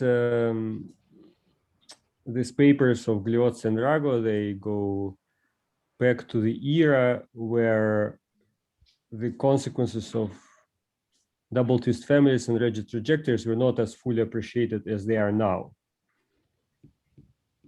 And it's definitely a low-hanging fruit to see that what's going to change if we just go a little bit further, and instead of adding certain operator, we add a whole Reggie family, which doesn't cost actually that much. I mean, you're going to parameterize it with a few parameters and so on. Yeah, so your idea is to because okay, we know it's shaped at infinite spin, and we know quite a bit of what, for instance, the operator could be convex, etc. So you would just parameterize. You start from one operator. Yeah, one could play with how to do this exactly, but I think by including the whole Reggie trajectory, you might not have to introduce so many extra coefficients, extra parameters in the game, but you will definitely increase the decrease the truncation error much more than by what is doing carefully currently. So, well, it's partly it's what you know in this navigator function paper that we wrote recently. It's I think it's something that's also written in the conclusions of that paper, because in the navigator function you can also try to do this rigorously. I mean, a bit more rigorously with the navigator function, but well, the navigator function only works for unitary theories, and now currently, while the idea may be more general, so it might also for the non-unitary theories. You can try to do this. Okay, yeah, I don't have something smart to say about this. I just added. Okay. So I can make a comment about this in a related setting. Sure, go ahead. Yeah. So with this, so another example of non-unitary bootstrap, it would be this thermal bootstrap, where you look at the thermal 2-point function and you have the 1-point functions that are not positive, and we wrote a paper with Luca Gliozzi and David Timothy, where we tried to do this thermal bootstrap for the 3D Ising model, and essentially we combined some analytic techniques to sort of solve for 1-point function using the light cone bootstrap in this setting. And at the end of the day, we could impose something like Gliozzi's method, where we truncated to actually solve for the 2-point function in some approximation. And there, what we did include entire, well, the first rigid trajectory, the sigma sigma 0 trajectory entirely. And that was pretty crucial to do this. So it's some simple, maybe it's a simpler example than solving the 4-point function bootstrap, but it's an example where we did include the rigid trajectory and got some results. Yeah, thanks a lot, Murat, for mentioning that, because it's indeed, yeah, somehow this was not mentioned, but it should have been mentioned. So it's the first example indeed where this idea was applied and where it did give some advantages. I mean, it's crucial advantages, as you say. Yeah, I didn't get to analytic approaches. I wouldn't mention it. Maybe you should write. Maybe you should write it on the slides so that it remains for the posterity. For instance, like okay, yeah, sorry. We look for analytic. bootstrap. Then without productivity.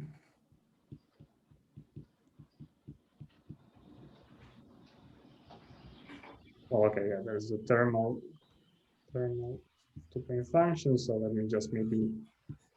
But as Mirat said, it was not just analytic, right? It was a combination of analytic, some insights, strategy trajectories, plus in the end something like Gliozzi's method. Yes, yes, absolutely. I think this stuff, yes.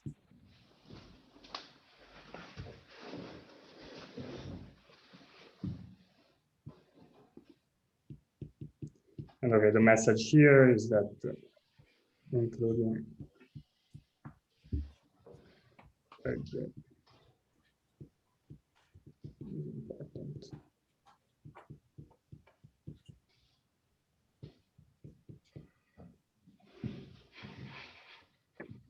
Yeah, so just for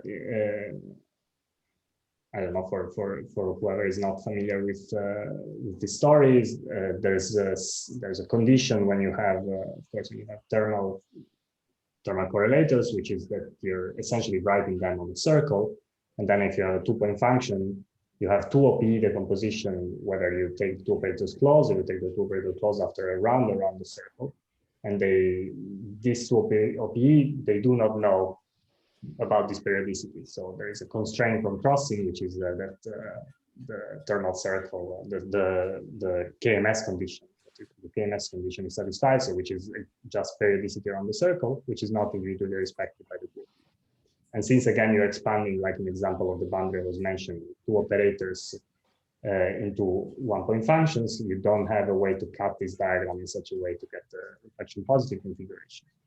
A similar setup to that is a case, again, in which you can also do analytic bootstrap, is the case when you have some smaller dimensional defect than a boundary, and then again, you have a similar situation, which is slightly better from the point of view of positivity, because one of the two channels is positive. But again, one channel is not, and you can do large peak expansions, like in this case, and try to include Regge trajectories as well. But sorry, trouble two-point function, you mean that in one direction it's periodic? Yeah, exactly. So this is two-point function on a cylinder, which is just r to the d minus 1 times this one. And then you consider this two-point function. You can fuse the operators here, or you can send one around, and then fuse when it comes back. And these two expansions, well, each expansion on its own loses the periodicity. It's not explicit there, so it's from the full sum. So one way to see that this is the case, that if you take the two operators close here, you can ask how much can I go away, and the SOPs still converge, and you can go away until this circle becomes as big as it touches on the other side, but no more than that. So you cannot just see the old periodicity by going full circle and come back on the other side. That's outside the region of convergence of the AP.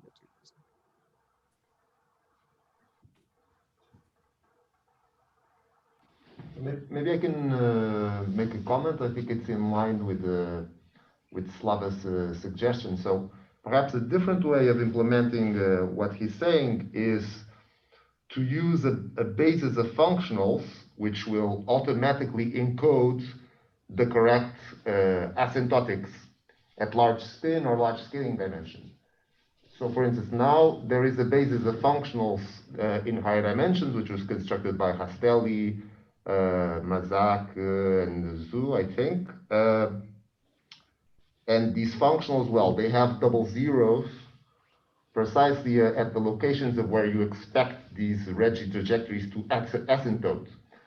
So if instead of working with derivatives, you use this basis, I also expect that this method will work a lot better, because in a sense, automatically it will take into account the correct large spin asymptotics.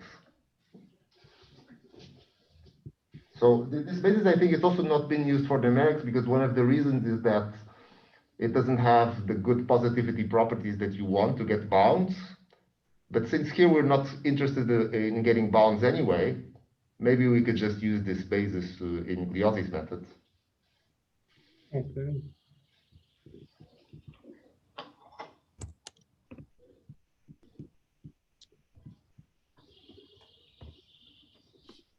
So yeah, I mean, yeah, let me just comment about some. I mean, there's still going to be, okay, so if the convergence is much better in this way, of course, this is a crucial improvement. The problem, this is not, I mean, of course it's obvious, but let me just emphasize, this is not addressing part of the issue, which is, say, the issue of one parameter families, of whether we should use them or not, how to estimate the error. We're just trying to make the error small, but it's not that this improves the way to estimate, at least not immediately. One way to see that is that in the boundary case, we don't have spin, we don't have rigid trajectories at all, so we don't have something to add directly in this respect, and this is where most of my plots were. But of course, if the error is small, then we're sort of happy. We may care less about that issue. Yeah, double zeros.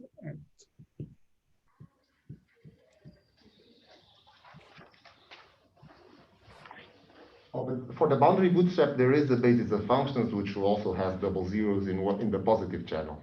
Yes, yes, but I just mean what I just meant is that there is no, I mean, this issue that Slava raised, which is that there are higher spin operators that are less suppressed than you would imagine, because there's in some sense suppressed by the twist rather than just by the scaling dimension. So they have some larger contribution because they come into infinite families.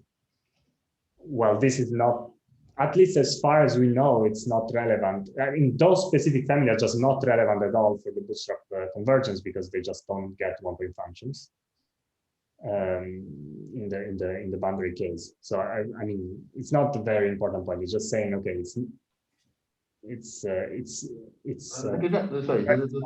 maybe we're not talking about the same thing. The example I have in mind, there's no spin. Yes. It takes some maturity in the bootstrap to move between primal and dual formulation, but I think, Miguel, I understand what you're saying. It's kind of,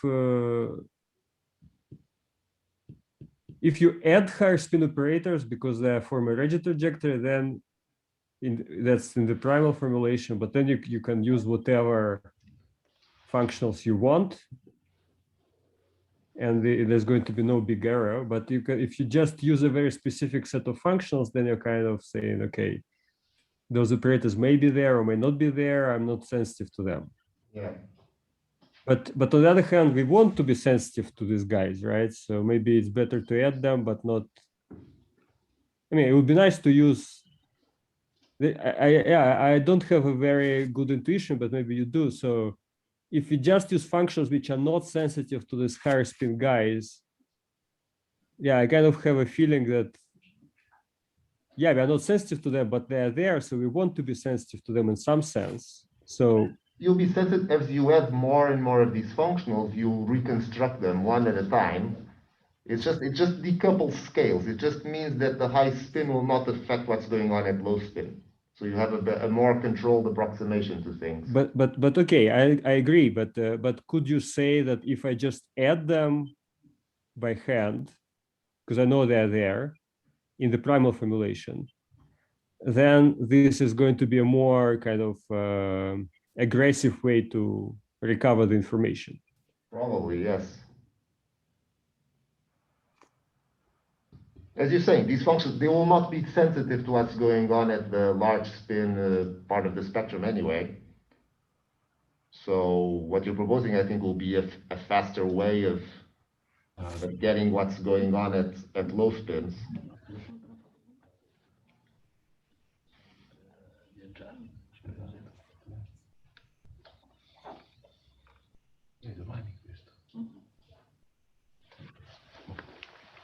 So if there are no other questions, I think I can stop the recording, and here we are having lunch. It's okay for you? I can stay longer if someone still wants to go on a little bit, but if not, I'm happy to have lunch as well. So okay, the Zoom, I think the Zoom is going on until there is like, I think an upper bound is 1:30. At least I've prepared the Zoom until 1:30. You mean at 1:30 it's going to just shut down by itself? Maybe. If you want, I can extend.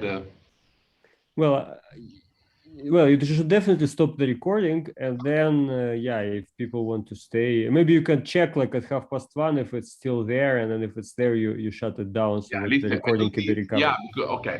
We have the afternoon free, so yeah. I will just extend it right now, just in case. In any case, it does not cost anything. Okay. Okay. So thanks, Mark, again. I stopped the recording, and see you the next time.